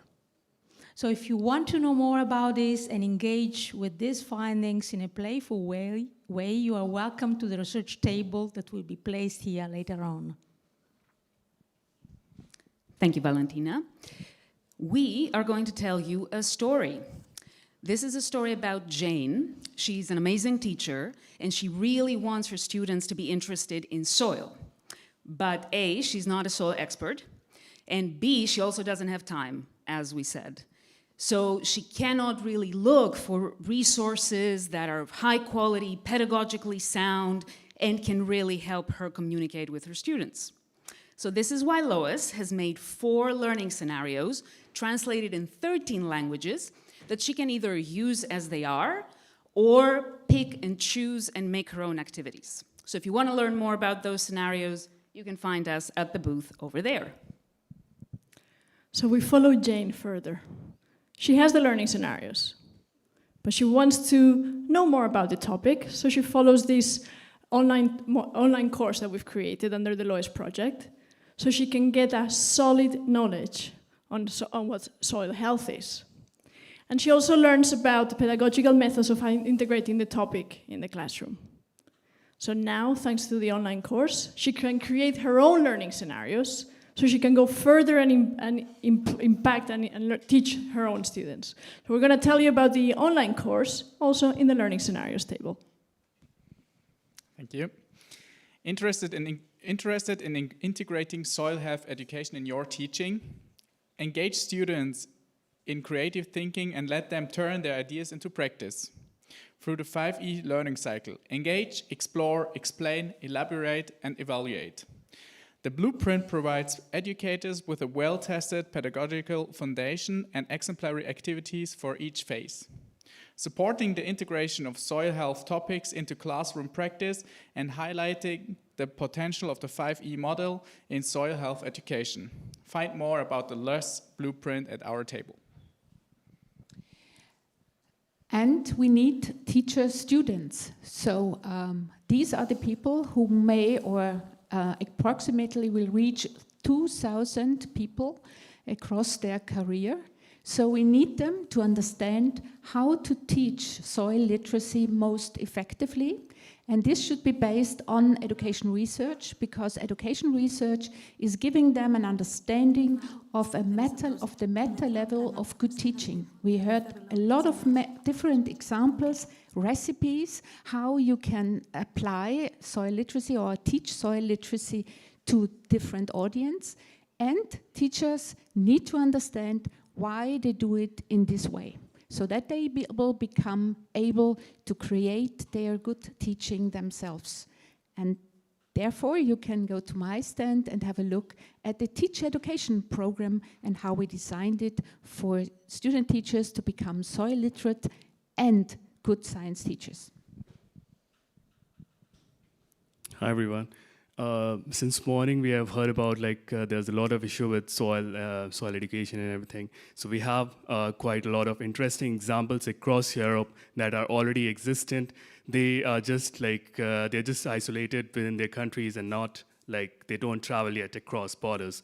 So LOESS has compiled more than 60 plus case studies across 15 countries.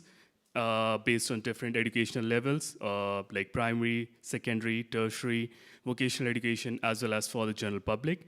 And you could come at our booth and scan and browse through all those educational levels for the case studies. But this is just not a library, it's kind of a growing resource. So if you are at our booth, you could browse through those case studies and also contribute with one of the examples that you have from your country or you have from your shared from your practice that you can contribute to the resource with. So yep, let's turn these local activities into a shared impact. Okay, thank you. Thanks, Saurav. For us, we want you to challenge us to grow a community-engaged research and learning project. So imagine if your students, through their degree programme, could improve their soil literacy and answer real community questions about soil health. That's community-engaged research and learning.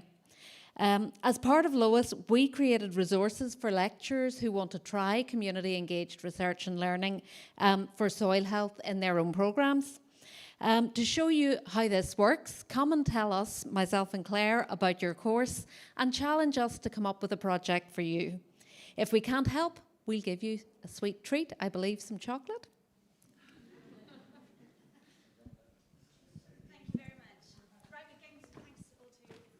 Presenters. We are now going to move into the second round. So these are all the resources that are going to be available during the second half of the marketplace. And we also have Christina Biddlecombe here as well, who is representing 5 mission soil projects. And they're going to be, there's going to be posters, and they're going to be throughout the whole marketplace as well. So. Yeah, hi. So how can students truly understand soil without exploring in an active way? Our lesson module for students by students offers ready-to-use and interdisciplinary learning materials which connect soil science and real-world challenges such as climate change, biodiversity, or sustainability. It promotes hands-on, project-based learning where students investigate soil through data, observation, collaboration. And this is what makes complex topics engaging and understandable and hopefully fun. So come to our table and discover how you can bring interactive and interdisciplinary soil education into your classroom and university. Thank you. So, do you think you know a lot about soil? I don't think so, really. Maybe if you are a soil scientist, but we developed for you a special glossary where you can learn about the soil, where you can know the basic language that we use when it comes to soil. Of course, you can be creative, you can create your own one. But since we collaborate with different groups, different people, we need to have this basic understanding what we are talking about. That is why come to us, go to our website, check the glossary that will help you to talk to people, which I find the most interesting job to do. Thank you. Thank you. Do you know that we are interested to solving problems which are related to us and touching us directly? No. So, yeah, yeah, the closer we have problem and the closer touch us and we have in our surroundings, there are more focus on it. And the crowd mapping tool give us a real equipment, a real tool which can help us to change local problems, to detect real local problems related to soils. So we can manage, we can detect, we can give information for the local government, local authorities, that we can see that there is a problem with soil. So we can start to change from the local scale to the global scale. If we start changing problems or try to solve the problems relating to soil in local scale, then we can change the global problem related to our resources. So if you want to check how we can add some points related to the problem with soils, just come to my place there and I will try to explain how to use the crowd mapping tool to show the points where the problem you can detect or you can find already. Thank you. Thank you. So, you've been hearing about soil all day long, but do you want to see what's inside soil without having to dig it up physically? Well, there is a way. We've developed a wonderful AR app, augmented reality app, called, of course, LOESS, which brings to life the hidden world beneath our feet, beneath our wings. So the app, it's a beautiful app developed by our Spanish partner. It has 5 main sections. It deals with soil, the foundation of life. Second is health, soil health, threats to soil health, sustainable practices, and a call to action, which translates into a beautiful AR story, a quiz, and 2 games. What people can do with this app? They can use the mobile devices and actually have access to 3D modules of microfauna, and they can place these devices into the real environment and check and explore the biodiversity of soil, and which this helps very much not only farmers, but students, teachers, policymakers to understand the importance of soil health. So if you like to see this soil coming up live in a digital way, please come to our booth on that side. Thank you. Thank you. But where to experiment soil in reality? On the farm, on the field, and of course in the garden. That's why with the LOESS project we've created 5 educational places, educational gardens, when we really teach about experiments, provide places to touch soil, and that way understand soil. So please come and we'll show you how to do it. In case you already lost track, the Soil Atlas is a collection of all educational materials developed within the LOESS project, and it brings together outputs, key resources, and tools designed to support soil education across Europe. It helps teachers and educators to easily find and use ready-to-teach materials for different educational levels. So come to our table if you want to find out how the Soil Atlas could support your teaching practice. We developed 2 policy briefs, but as you know, we live in a very troubled and unpredictable time. So we thought about coupling these 2 policy briefs, which are at our table, with a soil oracle, which you may interrogate. So here's my pitch. When the earth trembles beneath hasty decisions, the wise do not guess.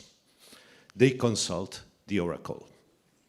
The LOESS Soil Oracle takes our 2 policy briefs and turns them into a living, personalized response, tailored to who you are, your role, your level of action. Come to our table. Step forward. The soil has something to tell you. Hard to follow, but hi. Hi, soil enthusiasts. I'm Christina, and I'm joined by a very special guest. We brought them all into the room, so it's not only humans here, you can come visit us at the Curio Soil stand. We'll be on this column here.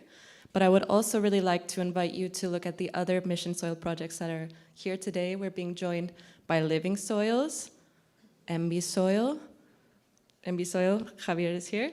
We have Eco, Humus, and Soil Tribes. So I will leave it like this. Come visit our stands and learn about the tools and resources available. Thank you.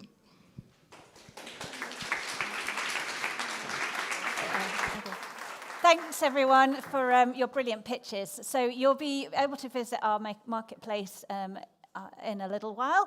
For everyone watching online, we'll be sending you links to all the resources, so you'll be able to explore those in your own time as well. So some of you, well, hopefully everyone has spotted the beautiful artwork that is at the back of the room as well as in the foyer area. And now you're going to meet the artist behind these pieces. Rosa Pesca is a Barcelona-based visual artist, and her exhibition El Sol que Acul, The Embracing Soil, explores the relationship with soil and the natural world through delicate layered watercolors, which were created using mineral pigments, including those from the soil. So Rosa's going to just tell us a little bit about her work before we go into the coffee break. And anyone online, we're going to send you a link to her work so you can explore that in your own time as well. So. Yeah. Also to the organization to invite me to present my work. I'm here, the artist, the local artist, with my dirty hands. I use earth to work, and I brought you some of my tools where I work with mineral pigments, different kind of clay, earth. Oh, thank you. Because yes, now I will be an exhibition. I will be exhibiting. And here I make with something that from earth different. Help you too. Oh, we have more. Yes, please. And then here is the mineral pigment I use.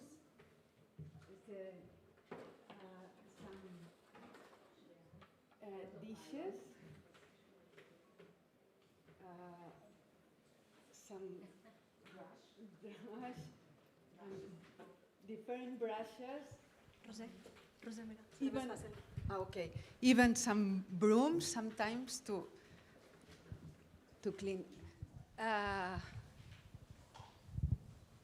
Towels or whatever, sponges, and it's a way of using the body, because I think our society has a big problem with touching things. It's like we are going with our chop head. We don't use the body, we don't touch the earth. And that's a big problem. Everything is far away from us. Like here, I brought, I'm from the material culture. You speak now. Oh, I brought this image. This is the wall as we see more. The globe is an image of the wall. This is an image from the moon. It's so far away from us. And I propose to watch the wall this way, as a take care of our piece of earth, as a container of life. This is the opposite, the completely opposite. This is too far away, and this is our local, the thing we can take care of. And this is the vision I offer. And in my paintings, I offer also the vision of to both the earth, to both the ground and the soil. I present the soil in front of us like a reverence. This verticality gives us a sense of reverence and okay. Thank you. Thank you. Thank you very much, Rosa. We'll enjoy looking at all your pieces in more detail. Right, it's now time for a coffee break. That's going to be outside. We'd ask you, we're actually going to be transforming this room for the marketplace, so please don't leave any belongings on your chairs, so please take them with you. For everyone watching online, we're now going to take a break, and we welcome you back at 16:15, so 4:15, so we hope you will join us again there. So everyone who is here in Barcelona, after the break, we're going to be inviting you back in to here for the interactive marketplace. Then we will have lunch, and then we're going to have our breakout sessions, which will again be in this room, which will be transformed again. On your badges, you'll have a different colour, and that shows you which breakout room that you're going to be joining. So Nuri also asked me to point out these. So these lovely, obviously that you've probably seen, they're seeded paper, so you can plant them. And also the bags that you've given, they're all produced through a social enterprise that supports young people. So go and enjoy your coffee break. So thank you.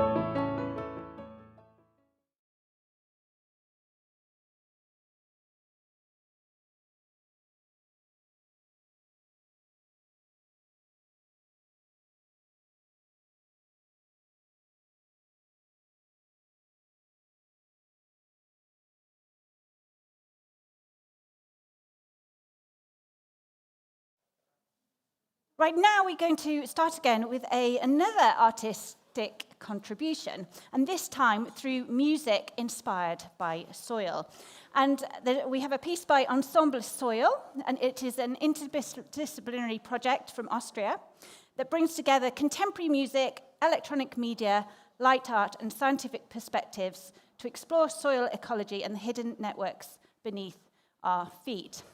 And Suzanne Capellari, who's a partner in the LOESS project from the University of Innsbruck, has been supporting the project from a scientific perspective. And although obviously the musicians couldn't be with us today, they have kindly put together a recording for us. And we're going to be listening to some of the music and hearing more about this collaboration. So I'm going to hand over to Suzanne, who's just going to say a few words to introduce it all. Thank you. Yes, I will not talk long. It's just about giving you a little impression about this amazing co-creation work we did in Vienna. There was a group of young people and they learned about soil, and then they found out it is an important topic, and they somehow want to support to get this topic into the public and to make sure that, or to, help people to feel soil and to get an emotional kind of connection to soil. And I think they did a really brilliant job. And they will talk a little bit about what they did. It will be about 15 minutes. So please relax, listen, and try to feel how soil sounds.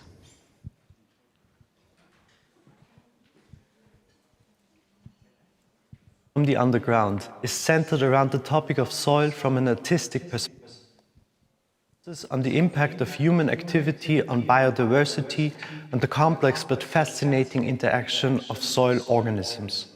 The project uses different methods to demonstrate how essential healthy soils are for life on our planet, and aims to raise awareness on the need for mindful, sustainable use of this vital resource. 5 musicians from the Mintio Space Art Collective formed an ensemble early in 2025, have been working on soil ever since. Collaborating with biologist Susanne Capellari and other experts as well, enriches the artistic process with solid scientific facts that flow directly into the musicians' work. For this video production, we aim to present 4 excerpts from compositions, each highlighting a different aspect of soil. My piece is called Gute Gründe, which means both good grounds and good reasons in German. And it's about grounding on the one hand, so this physical way of connecting to the ground. On the other hand, it's about the fragility and the vulnerability of the soil system. I'm trying to portray the ground as a permeable, vibrating, living being with its own pulse. And I think you can also hear the sense of guilt that I have as part of humanity towards this vulnerable soil system. In the excerpt you're hearing, I want to take you into the ground the way the water does in healthy soil, slowly sinking in until you're fully part of it.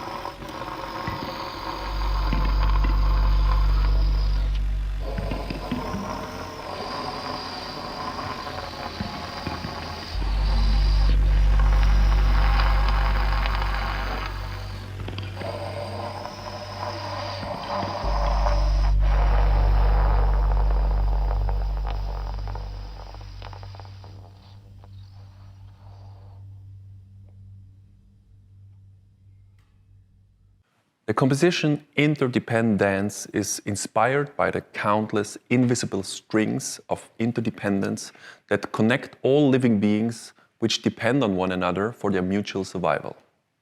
I assign roles within the ecosystem to the individual instruments of our ensemble. Thus, the bass clarinet represents the topsoil, the fertile ground. The viola represents the animal inhabitants living in this layer of soil. The trumpet represents the above-ground animal world. The piano represents humanity. And the electric guitar represents the invisible web that connects them all. Soil plays a very important role as a carbon reservoir. It stores carbon effectively when this interdependence functions properly. That is, when the soil is healthy and teeming with microorganisms. The musical style of the following piece is inspired by minimal music, as this musical language effectively reflects the continuous movement and rhythm of the different parts of the ecosystem. Only when each element works in its own rhythm do they all dance together.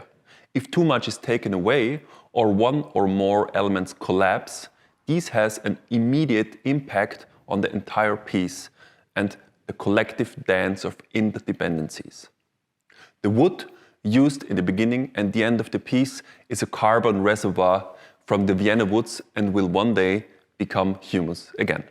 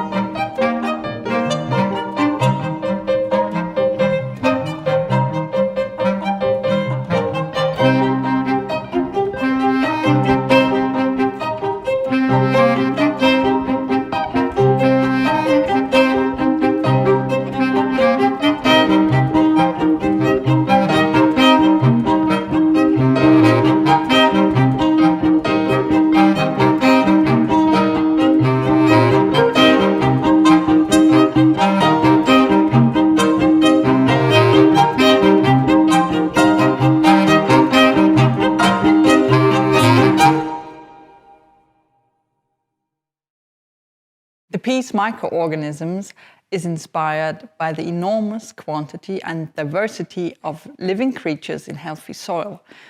You can imagine taking a magnifying glass and look underneath yourself. The longer you look, the more you discover. And in the case of my piece, the closer you listen, the more various sounds and creatures you may experience.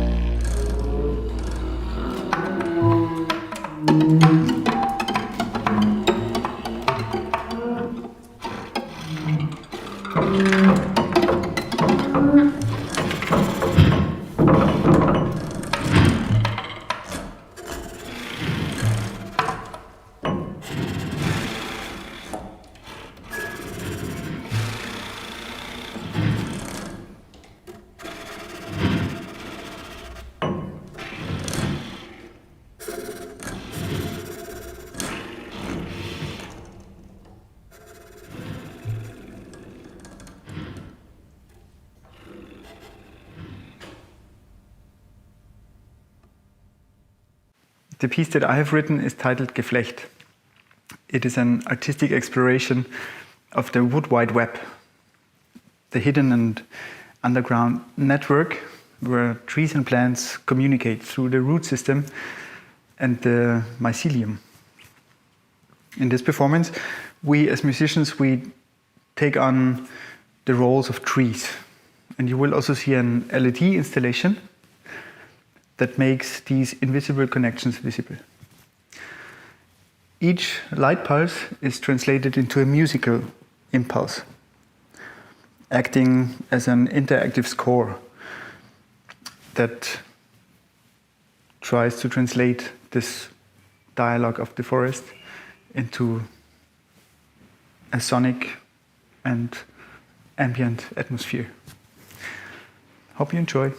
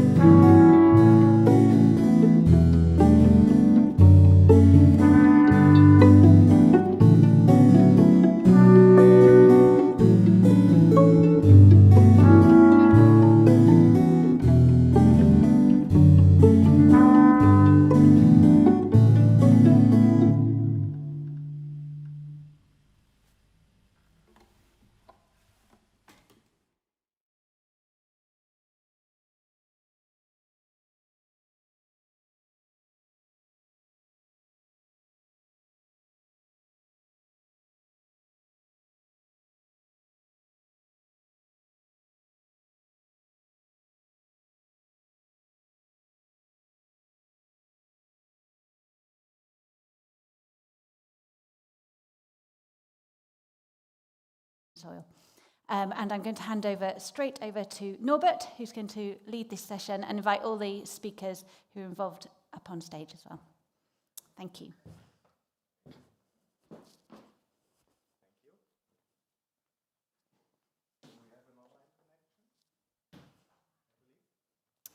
I'm sure the last message I got was picture is there, but no sound. Carol, can you hear us?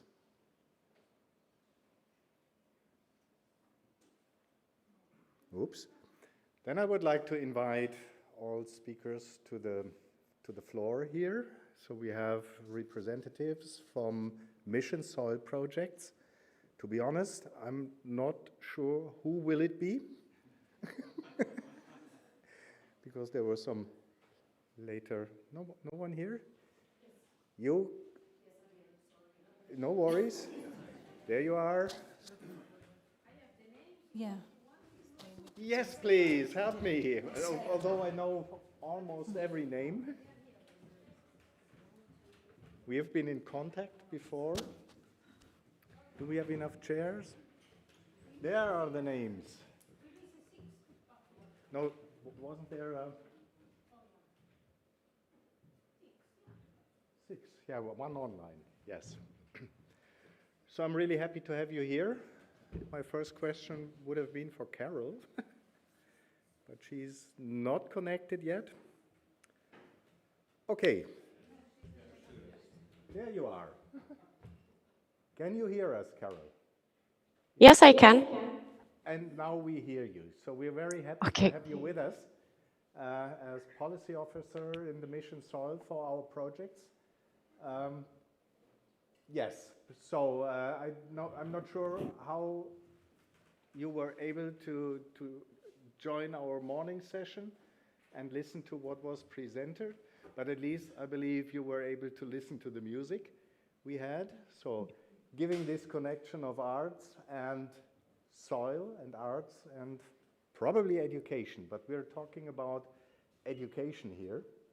And with representatives here from different Mission Soil projects who all have this education and training aspect in their portfolio of activities. You know that we from LOESS started first with this approach, and our partners here started a little bit later.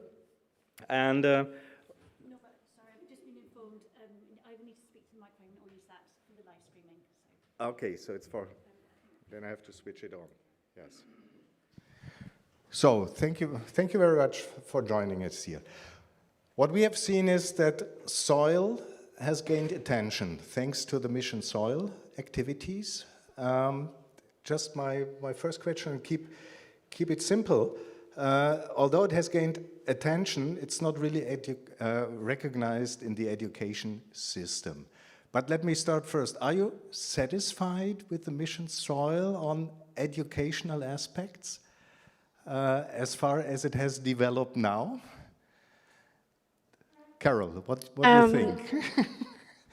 You know, well, yes, please. No, please. There is a... We had a couple of questions in advance to discuss, and I hope I'm not, getting from the side now in, but I try to keep it as an open discussion here. So, what do you think? What is your impression of Mission Soil, and especially related to the focus of education and raising soil health awareness? Yeah, if you allow me, I would like to recall some elements. Well, before starting, I would like to say good afternoon to all participants, because I didn't have the opportunity this morning. So my name is Carole Esclapez, and I joined the unit for research and innovation in DG Agri and the Mission Soil Secretariat only some months ago. So I haven't had the pleasure to meet you before this meeting. And I wanted to thank you for the invitation. I would have loved to join you on site and to meet you in person, and to be able to visit the marketplace and to attend the breakout sessions, but to reply to your question, I could follow the online first panel this morning. It was really interesting. And before replying exactly to your question focused on education, education is part of the whole soil literacy action of the mission soil. So I would like to recall some elements of our action on soil literacy, if you allow me to take some minutes to do that. Is it okay for you? Now you don't hear me. Yeah, you're back. Okay, so give a thumbs up and please continue. Yeah, because from the beginning, the soil mission has identified the soil literacy as a key aspect to change behavioral behaviors in the society and to achieve soil health improvements. So it's one of the 8 aims of the soil mission. And by soil literacy, we mean both a popular awareness about the importance of soil and specialized and practice-oriented knowledge related to achieving soil health. The success of the mission depends on action undertaken by citizens at all levels. And to achieve that, it depends also, relies also on teachers and inspires them to involve soil topics in their teaching. And since the beginning of the mission, so since 2021, we have funded projects to focus on communication and stakeholder engagement. So among the more than 60 projects funded until now, 8 focused on soil literacy. So your LOESS is among them. And I think that many of the other ones are present today in your symposium because I've listed NB Soil, Credible, Eco, Humus, LOESS, Curious Soil, Soilscape, and Soil Tribes.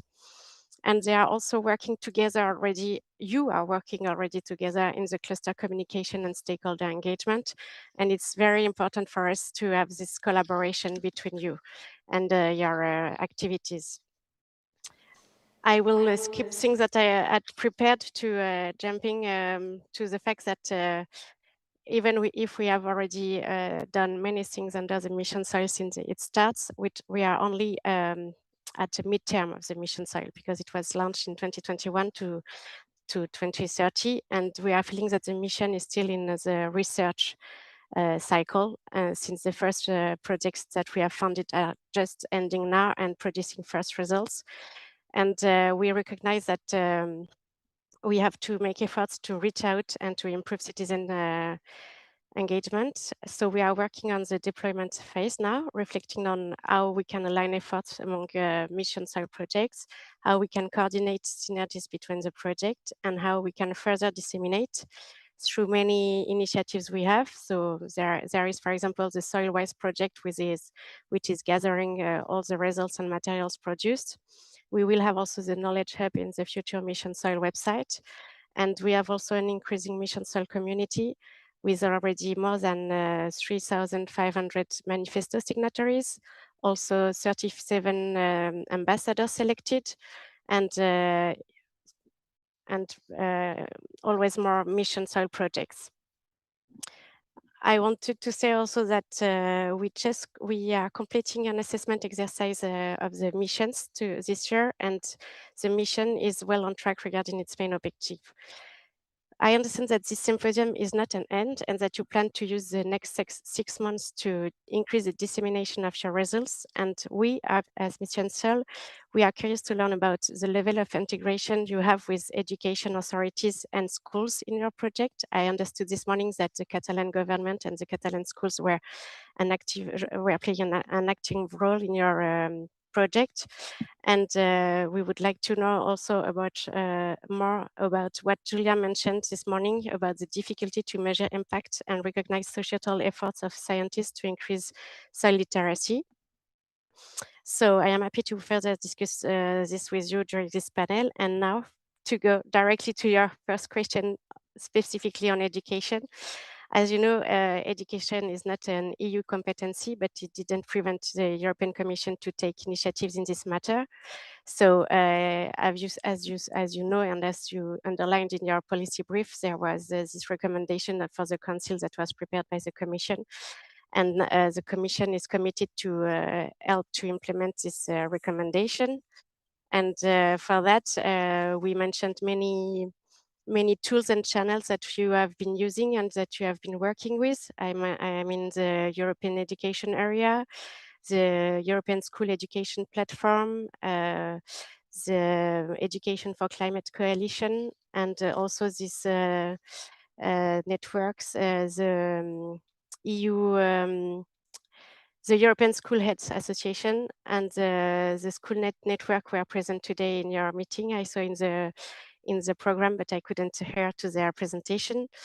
And I would say that you ask about how we are happy with the Mission Soil education projects. It's a bit soon to say. And I would quote Victor that made a parallel this morning with the climate change issue. It could take decades to raise awareness about this issue and to get this issue to be really a regular, systematic topic in schools. But I think Mission Soil has progressed very, very rapidly. Of course, not sufficiently, and we have still efforts to make, but the first project results are really promising, and we are confident that we will be able to raise more awareness. And we don't have to compare with other missions, such as, for example, Ocean, because they started the work before us with Ocean Matters. So the degree of penetration of these subjects in school is a bit more advanced. So I hope this answers your question. Yes, but I'm not really sure if it's enthusiastic reaction from your side. No, but yes, it is. Okay, so that's great. Yes, definitely. It's, I maybe didn't tell it enough, but the policy brief you made are really relevant because you focused at different level, macro, micro and micro level, macro and micro level needs, and also you focused on different decision-making levels. So I think it's really relevant. And what I found very useful is that the materials you developed is really operational and taking into account the teachers' needs, so they can already, well, it's ready for use materials, and that doesn't add much more work for them to invent, create, because as it was said this morning also, it's very often relying on the voluntary basis of teachers that want to increase awareness about this subject, but it's not very well supported by the schools for now, but we aim to do that. And with this kind of tools, I think if we promote that enough, it will be a real help for that. Okay, thank you very much. You already addressed one of the difficult aspects, that soil awareness and soil literacy addresses education, which lies not in the field of research, at least not in the first, and maybe we can come back to that later on. Francesco, maybe I can address you, because your project is finished, the Humus project. You created material in a specific context while working with municipalities. How do you feel about your achievements? One of the keywords Carol mentioned was measuring impact, which always scares people who are working in projects, definitely. Are you satisfied with your results, and what are your conclusions for the next agenda? Thank you for your question. Good afternoon, everyone. And also, thanks for having me here. Just maybe short your name and the project you're representing. Okay. My name is Francesco Molinari. I'm Italian. I happen to live in Valencia. I used to be the project manager of the Humus project, which was funded by the European Commission under the Horizon Europe program, with a specific aim connected with the creation of local hubs, local and regional hubs of knowledge and people's engagement aimed at the delivery of specific local, named territorial agreements involving quadruple helix stakeholders from academia, business, government, and civil society around specific topics which were context dependent, so different for every pilot site, connected, of course, with the global aim of acting effectively towards the issues that are now more and more known on the poor quality of European soils across the European countries and regions. And what we did in a nutshell to answer the question on impact, I think we can visibly document our impact at multiple layers, European, national, and regional level. Globally, we managed to bring to success 34 local and regional pilots, knowledge hubs, pilot communities, whatever you want to call them.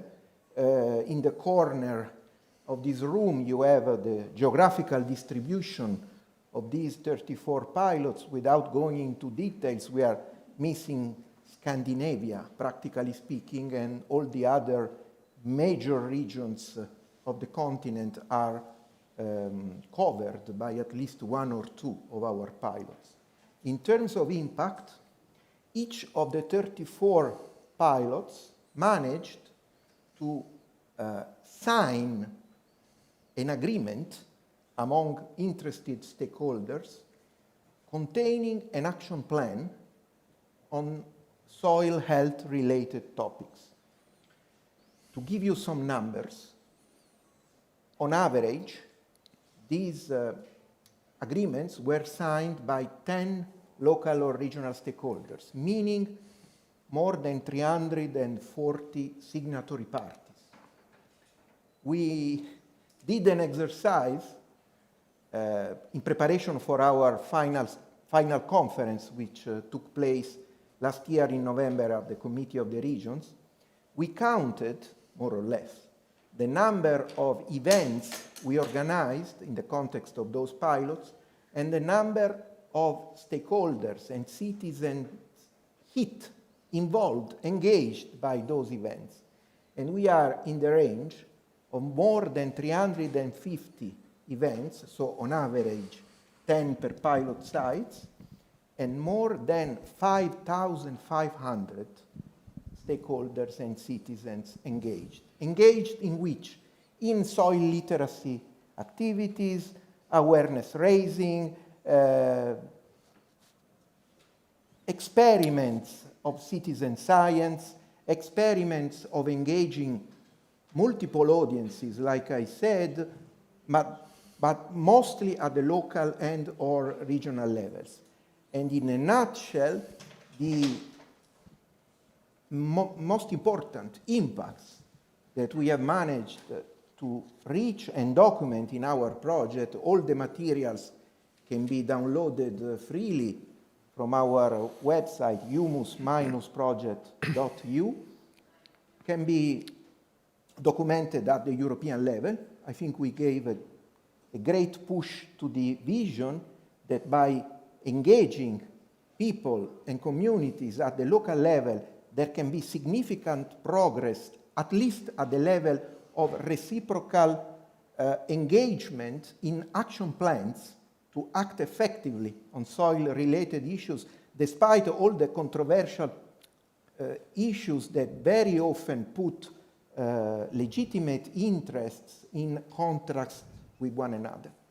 And also we send an important message, and I'm finished, to the national governments and the regional governments that they themselves can and should become owners of this vision, because what has functioned in an exemplary way at the European level in 34 demonstrators, if we go narrow to the level of a single state or a single region, can indeed be more effective while adopting methods and tools that are, like I said, freely available on our official website. Thank you. Thank you very much, Francesco. You mentioned knowledge hubs. Others call it communities of practice.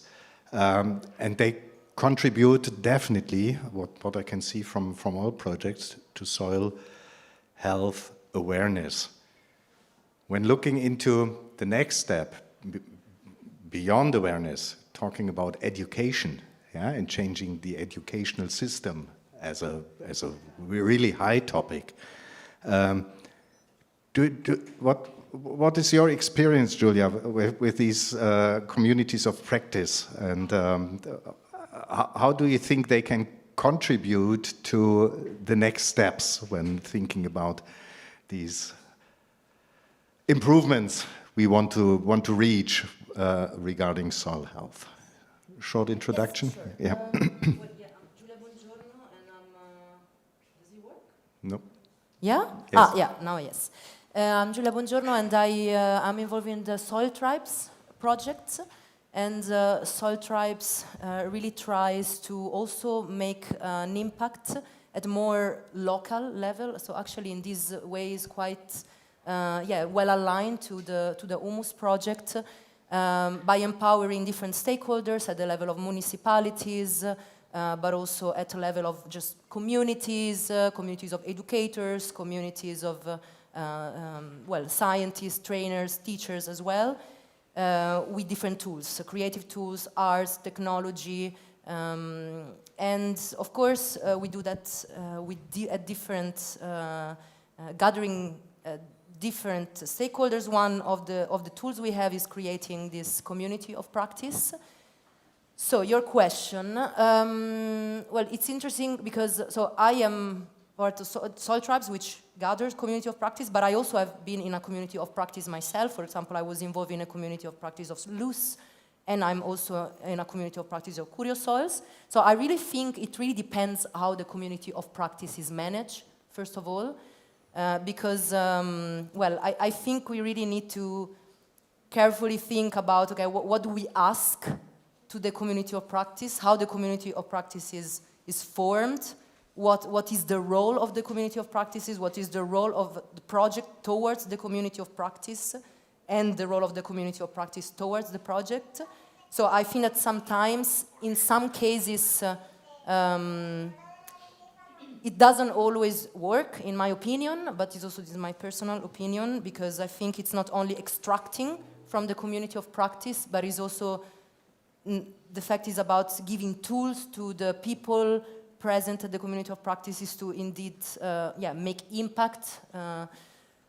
So at Soil Tribes, for example, what do we do is that we offer also grants and really workshops and trainings to people of the community of practice to further develop their ideas and their what they already are doing at local levels in order to implement further their educational activities.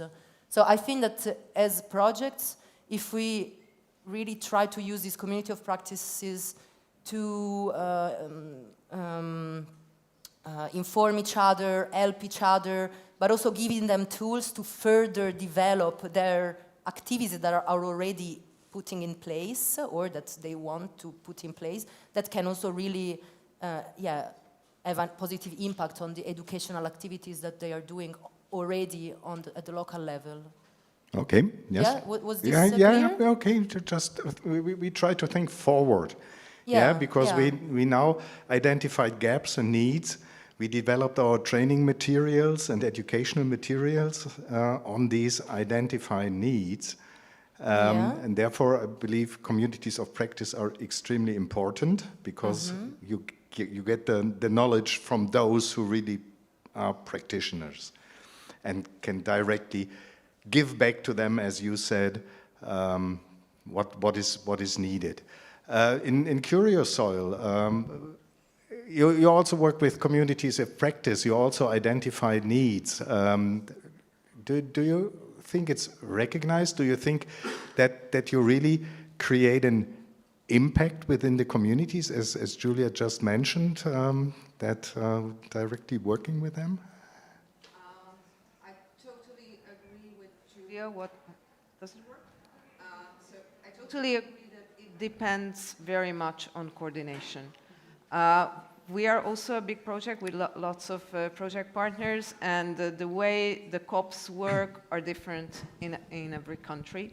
I must admit that I do not have direct information because I'm not the one managing them. But what I'm hearing, it's basically the same. What I would probably like to mention, because I represent Curious Soil, but I work for the European School Heads Association. So that's why I'm here. So I would like to bring probably 2 more stakeholders to the table who have not really been mentioned. I've been sitting here all morning, and I have my notes. So when I was asked to represent the whole consortium, I told Sonia Rodriguez that, okay, I'm going to need notes. I mean, who am I to represent them? So I have my notes, and as I was listening to you all day, I was just ticking off everything that's been here, because you've been mentioning everything. And I said, okay, so I have nothing else left. Your guys, you are really a hard act to follow. But two stakeholders probably could be mentioned a bit more. And one is the school leader, the school head. In our MOOC, we have developed materials specifically for school heads on how to manage the kind of school where soil literacy is actually in the focus, how to do that very practically. And the other is the parent and the family. I have heard the word, but not enough. So one of my, I think, most meaningful contribution in Curious Soil was I was reviewing all the texts, and wherever I saw the word educator, I changed it to professional educator. And I kept explaining to all the partners is that when you say educator, I know that you mean professional educator, I know that you mean teacher, but let's face it, the first and foremost educator of the child is the parent. So we cannot just avoid working with the parents. And the interesting thing is that the parent is, of course, also the member of the COP. The parent is also the teacher. The parent is also the local mayor and the policymaker. So the parent can be used as a very, very useful resource. And I'm not sure whether in these projects we are totally aware of that and whether we are using the parents as the resource we should. So probably that's something that I was really looking for, something that I can mention here that has not been said before, and this is the best I can do. Yes, interesting, because when we are in our discussions in LOESS, talking about policymakers, I always try to change that into decision makers. Yeah, because then the school heads are in, because they are making their local school policy. Yeah, and are able to take certain decisions within a certain frame. In some countries, that's totally not universal in Okay, Europe. this brings me to another point, which we probably might address later. But there's a lot of material which is produced, and Javier, you collect these materials, is that right? And NB Soil, right? NB Soil is actually focused on advisors. On advisors. The kind of lemma for the topic was the new generation of soil advisors. So then we kind of decided to address it through a learning pathway prototype. Because in a way, well, education, this is some key message that has been said here often, is also a way to influence society, to influence the new generation, or renewal, or upskilling, and in this case we try to apply it to advisors. To be honest, it's not so much that we did an overview of the existing educational materials. That would be maybe more in Curious Soil.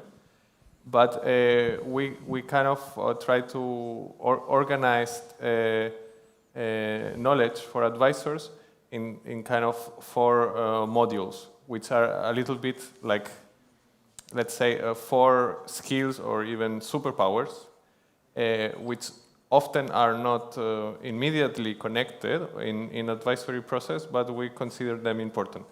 The first one was everything that is related with agronomic knowledge and knowledge on nature-based solutions, so like the scientific basis. That was definitely a compilation exercise. And there are many other European projects working on this. The second one was actually more on kind of soft skills, which are also very important for education. And so it was basically about facilitation, participatory learning, advisory processes, and also with a specific part focused more on living labs and soil health living labs. And the third one was more with the technology, digital tools, remote sensing, acquiring data, integrating the data, and especially how to put it all together and how to make sense of it. And then the last one was more focused on the business model, economic and market aspects, and the policy framework. Of course, the idea was not to create a super advisor that knows everything about all this, but at least that you are aware and that you know whom you have to ask, and also how to collaborate, especially thinking about complex situations like we have mentioned now, and probably in humus you found it in urban, peri-urban, post-industrial spaces where you have a lot of different present and past land uses which are kind of competing, conflicting, superimposed, overlapping. And Barcelona is actually a really good example. Like you have areas where you have a mixture of forest, in that post-industrial area, a bit of remaining agriculture, and of course a lot of urbanization. Which definitely describes the complexity when we talk about soils in this context. So Tanya, what do you think is missing? And I will forward the same question to Carol later on. Yes, what do you think is missing from your experience, from what you learned from the exchange with the other projects, what you have identified within your communities, knowledge hubs? Thanks, Norbert. I get the $1 million question, right? So yes, the most difficult one, right? We have to move forward. Last one, yeah. Someone has to start with it. Yeah, maybe some words about your project first. Yeah, well, I'm Tanya. Nice to meet you, and thanks for inviting me and giving the possibility. I'm the coordinator of ECO, and I'm from Bolzano, Italy. And ECO is about citizen science, so about engaging citizens across Europe, but not only engaging them, but also enabling them, empowering them, so giving them also the tools that they really can do something to maintain and restore the soil health.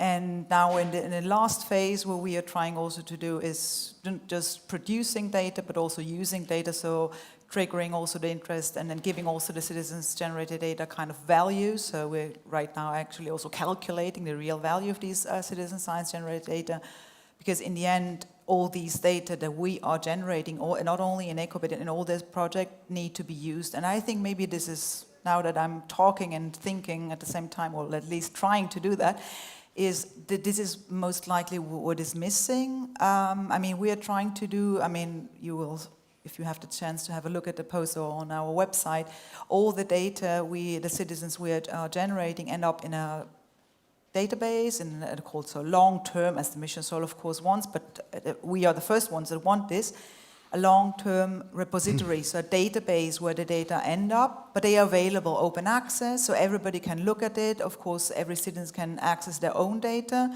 but I can see, oh, let's see what, I don't know, in the neighboring province or municipality or whatsoever.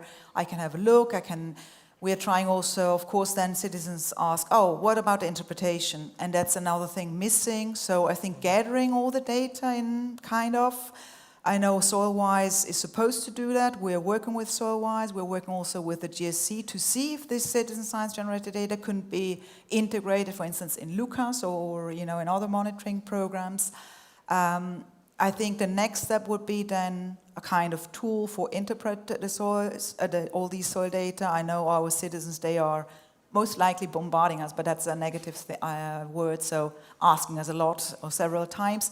Oh, how about my results? What does it mean? What does a healthy soil mean? You know, of course, we have this definition.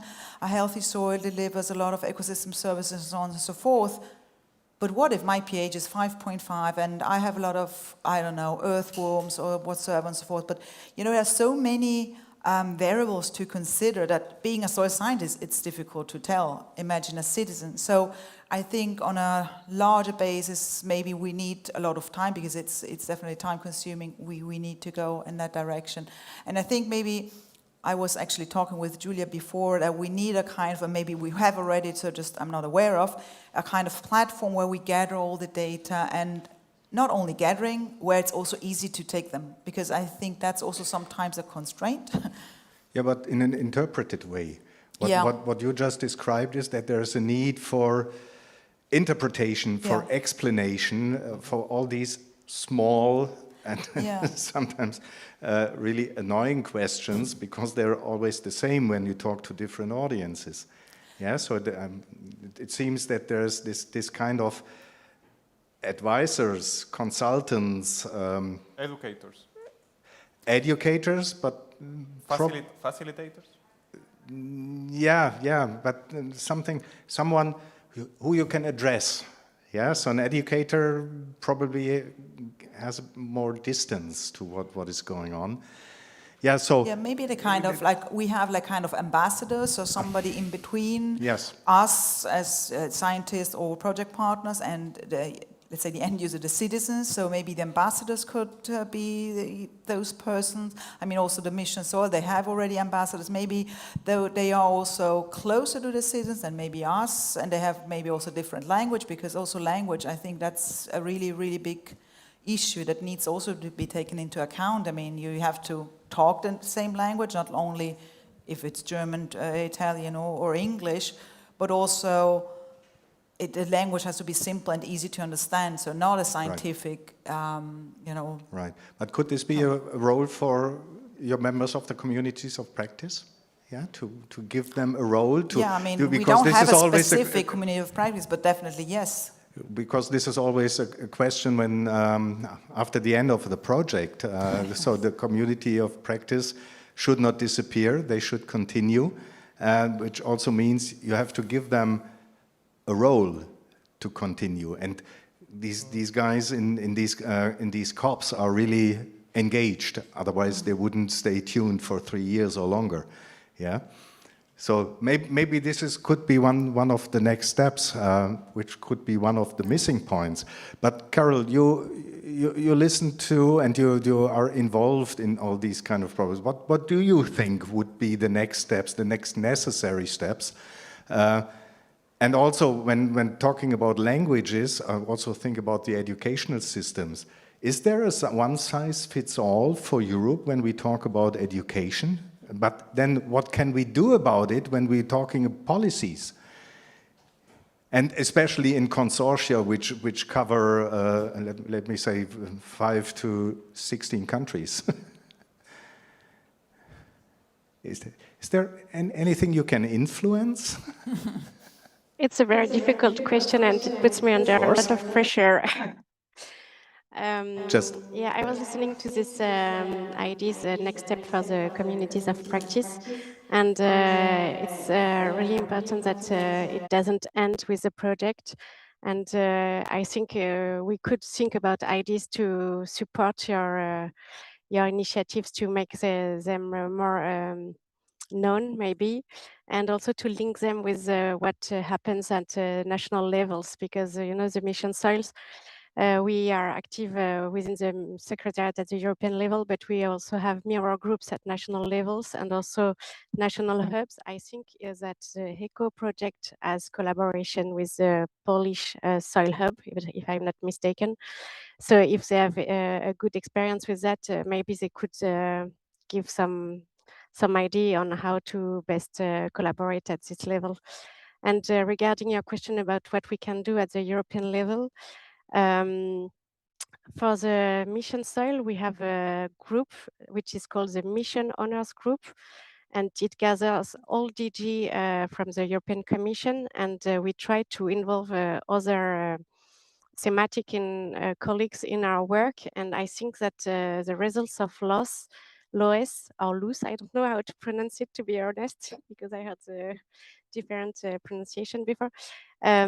It could be relevant for us to propose a presentation to the colleagues from the Director General for Education and Culture, and the one following the education area, the Education Coalition, the Education for Climate Coalition, because I think it's relevant to show that to the ones that are following policy on education, and that could be better place to reply to what we can do at the European level, because Mission Soil is limited in its competencies for that.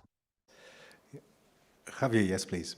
Yeah, I think because one thing that came out in our internal discussions in NB Soil, and I think also in Curio Soil, was if there could be some connection with the Erasmus Plus program, so that the Erasmus Plus, because that's within the Commission, and that's also a way to foster directly educational projects. So if it could be some topic or some priority or some way to kind of like promote that there's some projects related to soil. Yep. I was looking at my notes because I made some research outside the remit of the Mission Soil, because I knew that some questions were coming up on this, and I find that there was an Erasmus Plus project to develop an international master in soils and global change, but it's really the courses for soil engineer and not for a soil educator. So it could be a proposal yet that we could raise, but we don't have any power or any guarantee that it could succeed. But we are open for ideas, and we would then raise them with our colleagues during one of these regular meetings we have every 3 or 4 months. This brings me back to a picture we had earlier this year. So soil is not an isolated topic. Yeah, it refers to climate change, it refers to food production and agriculture, even urban development is touching soil. But in all these different topics, soil comes somewhere on a lower layer. So with my agricultural background, although I do not like the picture of plowing, but just why not turning it upside down? Why not putting soil on top and then integrate climate, and then integrate urban planning, and then integrate food production? So where's the priority? Yeah, just for future discussions, I think this could help improve soil health and not having it at a lower level of all these other priorities. We all know that it's connected, yes, but the question is where you put the priority, and of course when addressing you and the European Commission, where you put the main emphasis in funding. Yeah, but Francesco, you had a comment. Yeah, very quickly, because you anticipated me in something I was about to say. In Humus, we did 2 distinct exercises of policy analysis, which are reported in documents you can download from our website. The first was an analysis of the smart specialization strategies, basically the programming documents of the European regions and member states in the perspective of structural funds, including but not limited to funds for agriculture. And we discovered, at least for the member states that were represented at that time in the consortium, so not all the member states, not all the locations of the pilots, a limited numbers, 7, 8, 9 member states, we discovered that the word soil was practically absent from programming.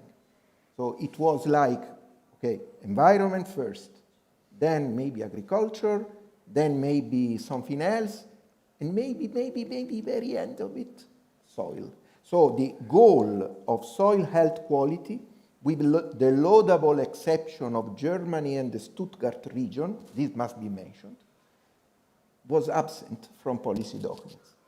And then towards the end of the project, so maybe the deliverable isn't yet on the website because you know there is an embargo period before publishing the results, but soon you will find it. We did another round of reflection on existing funding sources for soil. And again, the scenario was deceiving. So my point on the next steps, which was your question before, what do we have now? Our policy officer from the European Commission said 60 projects. Let's make an average. 10 partners per project, 600. Let's make an average. Every project, every partner, how many people, contacts, entities may bring in? Thousands? Dozens of thousands?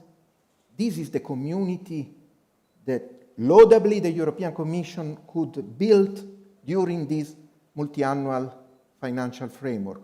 But now that Europe is on the eve of a new multi-annual financial framework with ongoing negotiations between the Commission, the Member States, the regions, it is high time to go outside this community. Because if we count all the heads of the members of this community and compare them with the millions of people and stakeholders that we haven't yet reached with our activities so far, it is unavoidable, in my view, that we heavily involve local and regional governments from all over Europe, changing their mindsets. So maybe the next soil literacy initiative should be directed to the policymakers or the decision makers, the way you call them. So your argument is passing it back from the European level to the national level, to the state level, to the regional level. Okay, but you had a comment, yeah, please. I would like to go completely the other way around, opening it up. Because the reason that we are sitting here now is because there is this, I think, great initiative in the Commission that they are linking the projects, so right. Which is great, and I've been talking to many people saying how it helps our work and of course the mission as well. But I would go further. So if you ask European teachers, if you ask European school heads, what is their problem now, they're not going to tell you that soil literacy is missing. So that's not on their first or even, I don't know, hundredth list. They would say AI, okay? They would say the lack of critical thinking. Teachers would say the parents. So that's true, I actually asked. So I think it would be great if all these huge and very hot topics would also be flipped, because what we see and the way we are developing our educational materials in Theory of Soil is how we can bring these new hot topics using soil as a wonderful example, a horizontal overarching topic. How can we use soil literacy to create parental engagement? How can we use it to build critical thinking? And if the EU agrees with this, and I hope they do, then we could see these big projects, this big funding going into cooperation and training professionals who are actually well-versed in the basics of this. Because to be totally honest, it's not really soil literacy we need to develop first. Critical thinking would be great, okay, in order to build on that soil literacy. And we can use soil literacy as a wonderful overarching example, because as we have been saying all through the day, it connects to everything. So it can be used for everything. So why not use it? You're absolutely right. Yes. So I think we all worked on this level when developing our activities. The other question definitely is when we're talking about soil literacy and education, and especially about soils, is a research program the right funder? We are very thankful for having it in the Horizon program, but there are other programs. You mentioned Erasmus+, but there are other funds available on the European level from, and just follow some remarks I received a bit earlier, structural funds, there's the CAP, there are, let me see, what else do we have, national and regional partnership plans, etc. So there are more possibilities than just research. Of course, this goes beyond your field of influence, Carol. Yes, you raise your finger, please.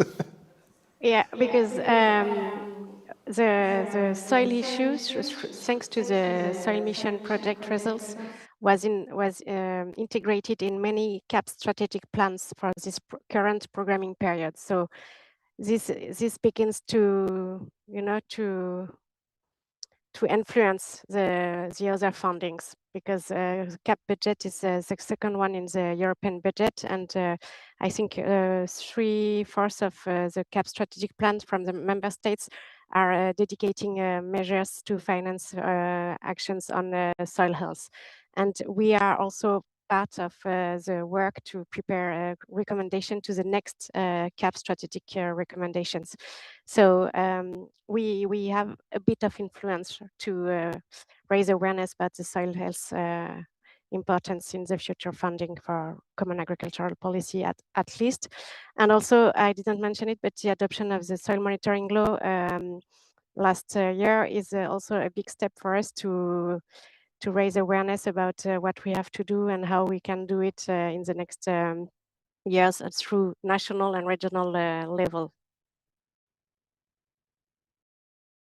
One suggestion was look into critical thinking and putting that in.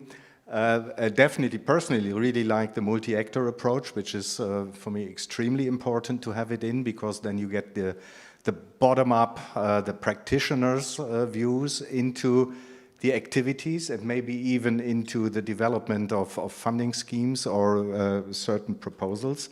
And what you have mentioned is the topics probably should not compete, yeah. So, but they should be integrated, yeah. So, as you said, making soil and AI, making soil and food production, to not having them separated.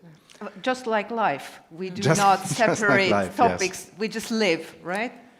We're getting close to our end. Are there any questions here from the group or from the online participants, or any comments? Andrea and Susanne, yes, please. I should not be the one to pass the microphone. Moderator shouldn't do that. Because you never get the microphone back. Yes, I will give it back to you. Yes, just an observation. Maybe your name. Yeah, Andrea Vargiu from University of Sassari, and I'm in the LOESS consortium, specifically working on the policy briefs. The observation is this: is that if we look back to the progress we have witnessed across the different framework programs, there is an interesting evolution. I remember the first projects I participated in, most projects, they were like siloed. Now we have this new thing which is very laudable in this Horizon Europe. For the first time, we were not only encouraged, but pushed to collaborate across projects. That must be remarked is a very, very interesting advancement, and I think this is already producing a lot. Today's work, what we are doing now is, we have to give back to the Commission this progress, which is very, very interesting. Besides the fact that also Horizon Europe enables us to work outside of disciplines. And that's another thing. Very often in national research projects, in national research program, we are pushed in working in disciplines in siloed. So I think this must be remarked. And so this connection, which is horizontal synchronous connection, is very interesting. Now, what we're observing and we've been seeing in these days, and today especially, is that we, all these projects are producing processes. They are activating community of practice, they are activating different things going on. And what comes out as an interesting thing is to keep what is going on. So they don't end with the projects. And this is the challenge, because we are understanding that not only impact is important as results, but the process is a result itself. The very thing that we're pulling people, agencies, actors together, and this is part of our effort. So it's really a pity that a lot of effort goes into getting the machine going, and then maybe the community of practice will go on, maybe let's do something. So I don't know whether there is any mechanism that could allow for the continuation, the structural continuation. So having this asynchronous alignment of different people and processes across time beyond the lifetime of the projects. This would be a very interesting step forward in this very, very good progress that I think the EC Commission has made so far. Okay, thank you. Will you pass the microphone to Susanne, please? Yeah, maybe just to answer your name and your organization okay, for Carol, my name please. is Susanne Capillari. I'm at the University of Innsbruck, and I'm science education, biology education, professor in biology education. I want just answer to your comment, and what I think that is an important impact for all the projects is that every person who has worked in this community of practice, every institution who has worked in this consortium or now communicating with other projects and other consortia has changed. So there are people who have changed. Also the musicians we heard now, they have changed. So there will be something going on differently as it was before. And I think that is an important aspect. And in terms of critical thinking, because I'm in education, so actually you can't learn how to think critically without in context. So you need to learn, you can only learn critical thinking, for example, in a topic like address soil, because then you develop the knowledge that is needed, that you can put forward to think critically. So I think it's not an either or. We have to train people to think critically, and soil may come second.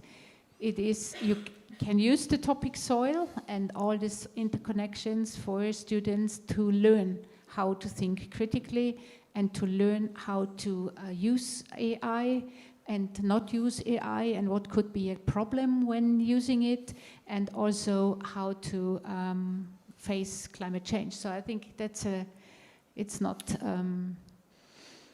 yes. Take this first and focus on this, but you can only think critically if you have a topic and a context in which you apply it. Definitely a good point, talking about processes, talking about learnings. We have community engaged research and learning as part of our LOESS project. And these are elements which we developed within our soil-related projects, but they can be applied for in other topics as well. Yeah, so this is something which can be transferred into other environments, as it happened with science and science in, science with and for, responsible research and society, research and innovation, and now the multi-actor approach. There's development, and there's engagement, and I think this is what we should keep. We benefited from that, and our target audiences also benefited from being involved. Raised awareness, raised capacities, raised skills in working in their personal environment, and I think this is a success we can all report from our projects. Time is running. Do you want to have a last word, Carol? You're the official here.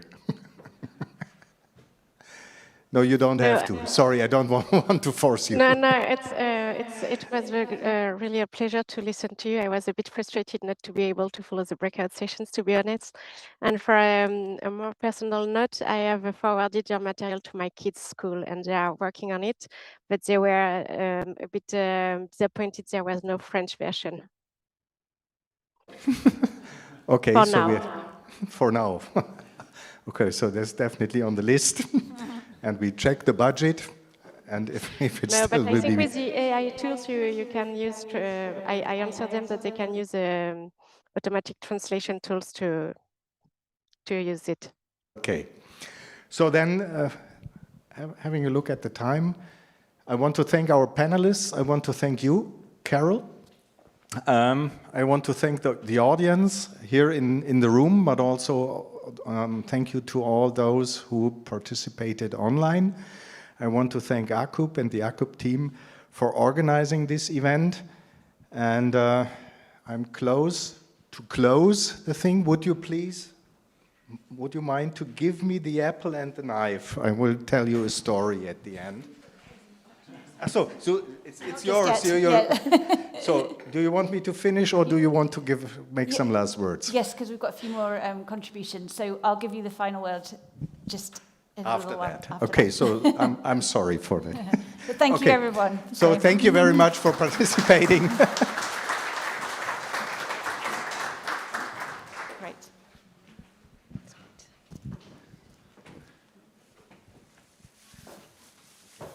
Thanks, Noah. Right, we're coming to an end, and we want to take the opportunity just to reflect on the day and what we've all learned and what we're going to take forward. And we're going to start with just a few reflections from two members of our the LOESS Advisory Board who've kindly agreed to just share their sort of few reflections and takeaways briefly with us after today. So first up, I would like to invite Javier Valls, who is from the University of Granada, who is just going to share his reflections. Thank you very much. Do you want to, because of the live streaming, it's probably easier here, for everyone to see you on stage. That's okay, great. so thank you very much. So just a few words. First of all, for the people from the consortium, I have to say that this is incredible, amazing, the work that you have done. I know it's really complicated to make this engagement for citizens, because I have done it in other works, and it's really complicated. And I mean, I'm a lawyer, and when I have to talk with a lawyer maker, I always say exactly the same. Don't come with a draft act, don't come with a draft or any regulations. Come with people. I mean, this is for a politician, obviously, it's voters. But at the same time, if you can convince people, you got the legitimation to improve the change. And this is really important when we're talking about policymaking. And I say with the project LOESS that you have the launch pad to get that important point when you want to make something change. Thank you. Thank you very much. And now David Butler-Manning is going to share his thoughts as well.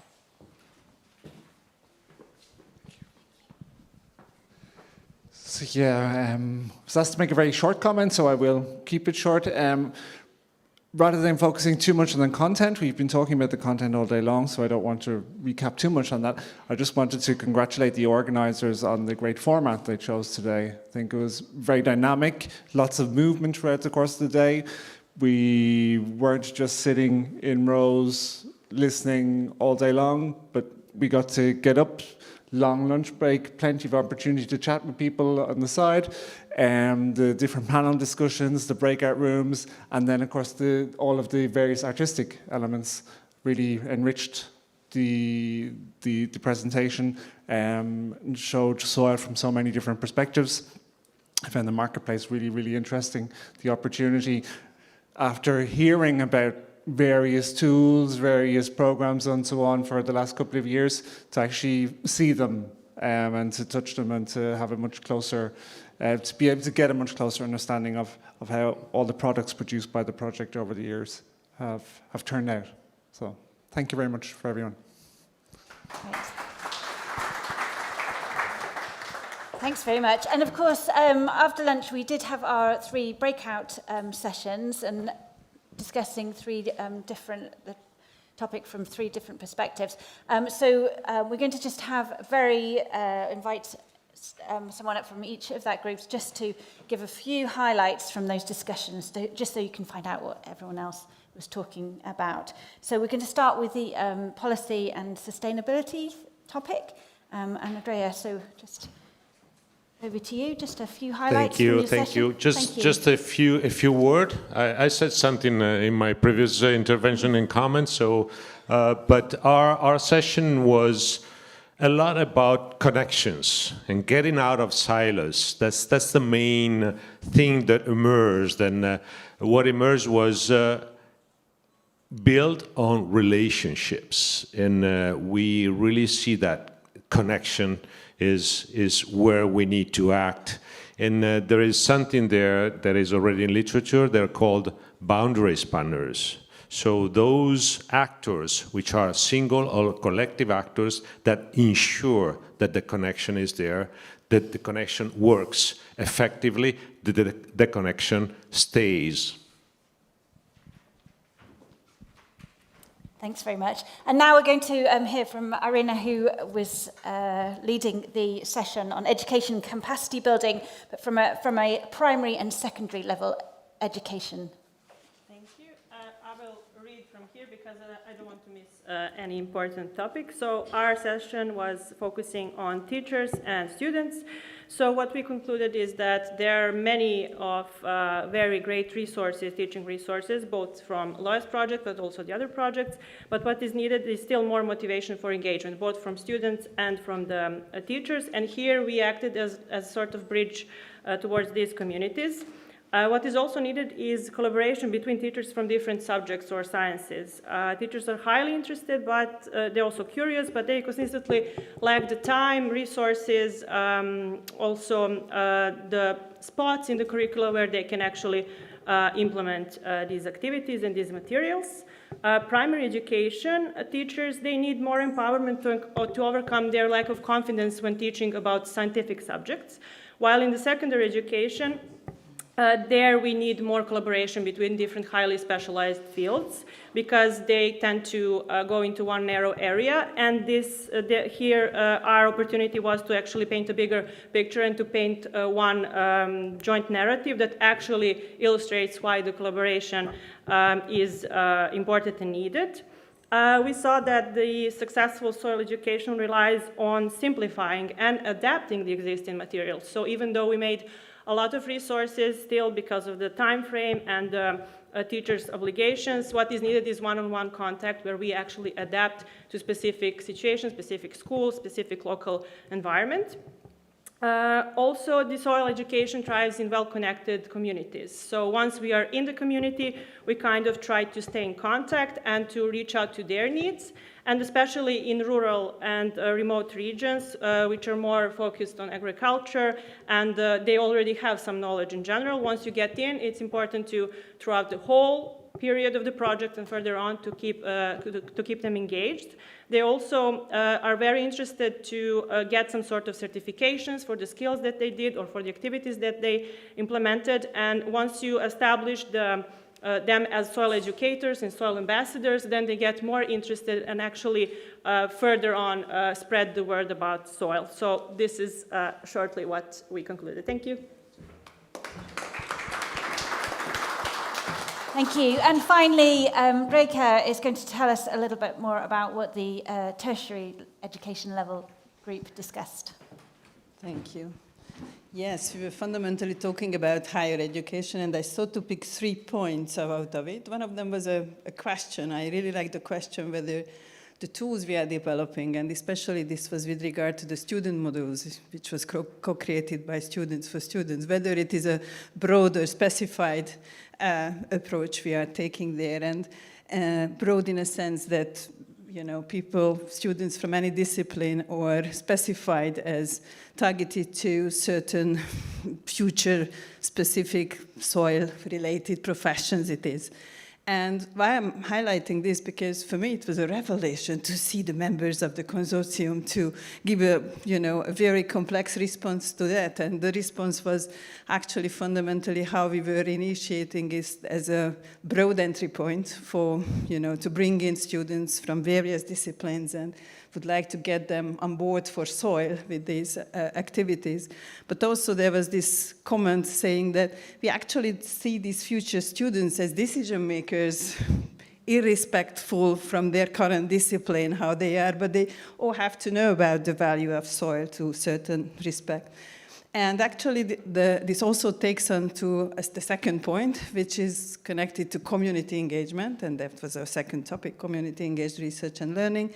That how the usage of these tools in a specific context, taking the students to the field and making them face with the local challenges, actually this community engagement really makes it specific and contextualized. We had a mentee, and that mentee showed that we probably had a very pro-SIR, pro-community engagement audience. Almost everybody said that it has a high importance to do and apply this sort of methodology in higher education, and this is going to serve not only the lecturers and the students, but the society and the soil as well, and even the, contribute to the general legitimacy level of higher education. And there was a lot of benefits and praises towards SIR in this online responses, for sure. But I'm having a third point as a result, which is a very practical one of the very practical messages coming out of the session, and it takes us actually to the Soil Atlas for a moment, because there was a discussion about how a big diversity of tools are actually developed not only in LOESS, but in all the other projects, and LOESS being the first one in the series of the Soil Mission project. Maybe that could be a contribution, that how the Soil Atlas is organized and how it is tagged for accessibility and for supporting the selection of the tools. This could be something which is taken on, maybe on the Soil Mission platform as well. So this tagging sort of system developed for the Soil Atlas could be taken on for others too. Thank you.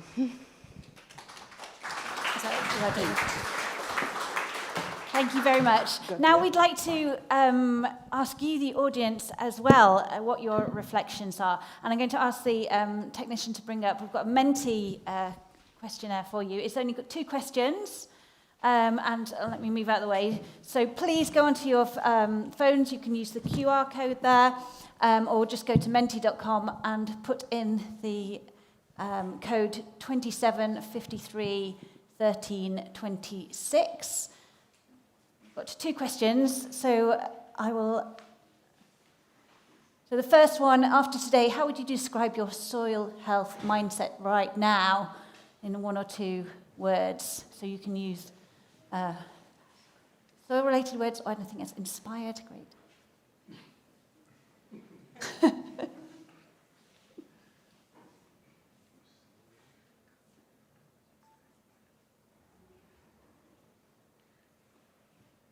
And I should say, everyone joining online, please join in too, everyone watching online.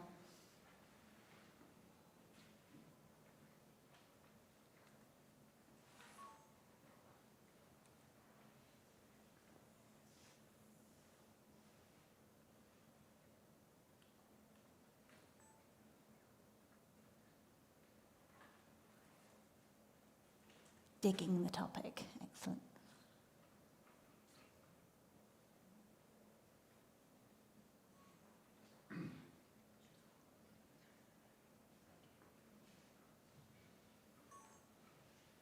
That's great to see that Inspired is coming out really strongly. So lots of, buzzing, urgent, triggered, flipped. Connected, excellent. Enriched, inspired, connected. Brilliant. And there's a second question, so if we move on to that, I think can I do that myself? Not sure if that's working. Maybe the technician can move that on for me. Can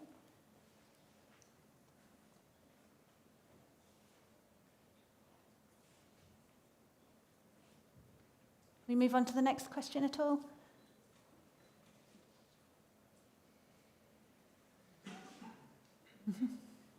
So the next question was to do with the LOESS project has been planting seeds across Europe. So what are the 3 seeds it has planted in you?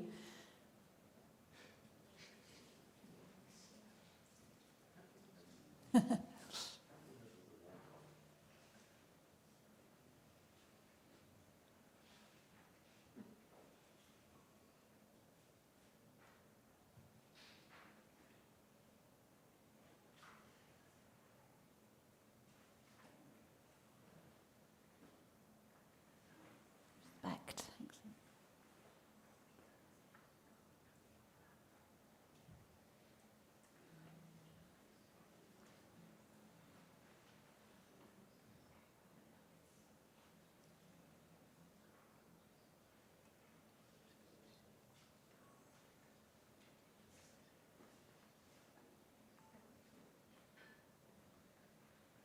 So connections, knowledge, community, collaboration, critical thinking.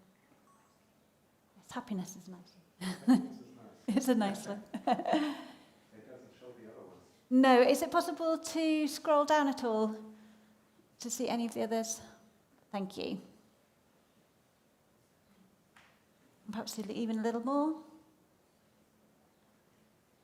Lots of connections, excellent. That's definitely been a theme for today as well. Brilliant, thank you very much.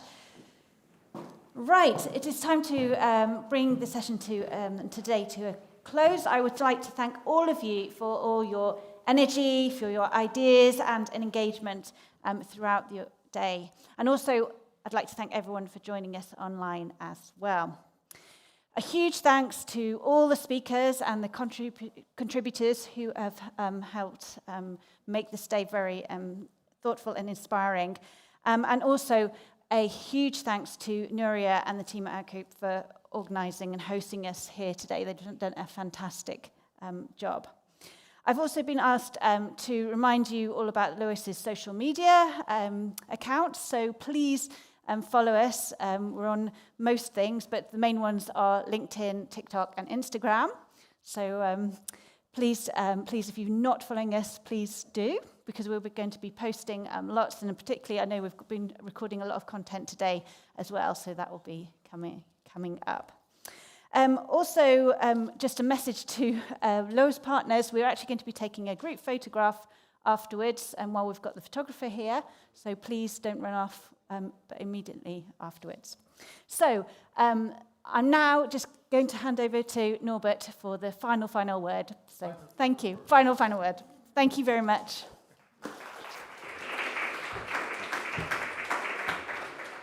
So there are 2 I haven't thanked for joining us. So of course, our 2 advisory board members who are present here, David and Javier, and of course all.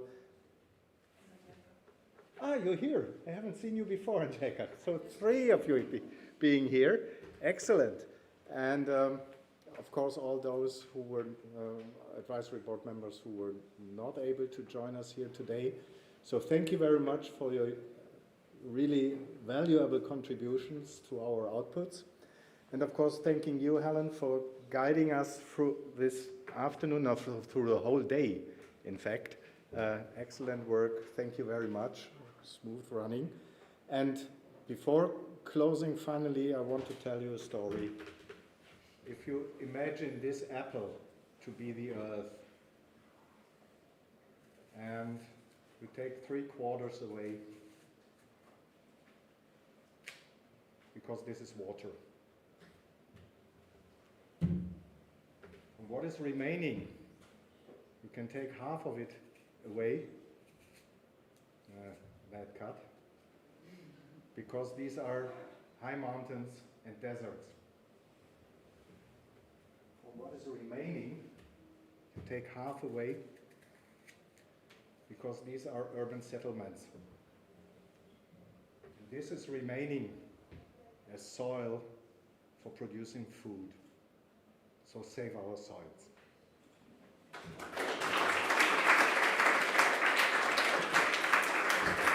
Thank you for joining. Have a nice evening. Have a safe trip home whenever you go home. We will see the consortium tomorrow for work. And thank you very much for being here. Bye.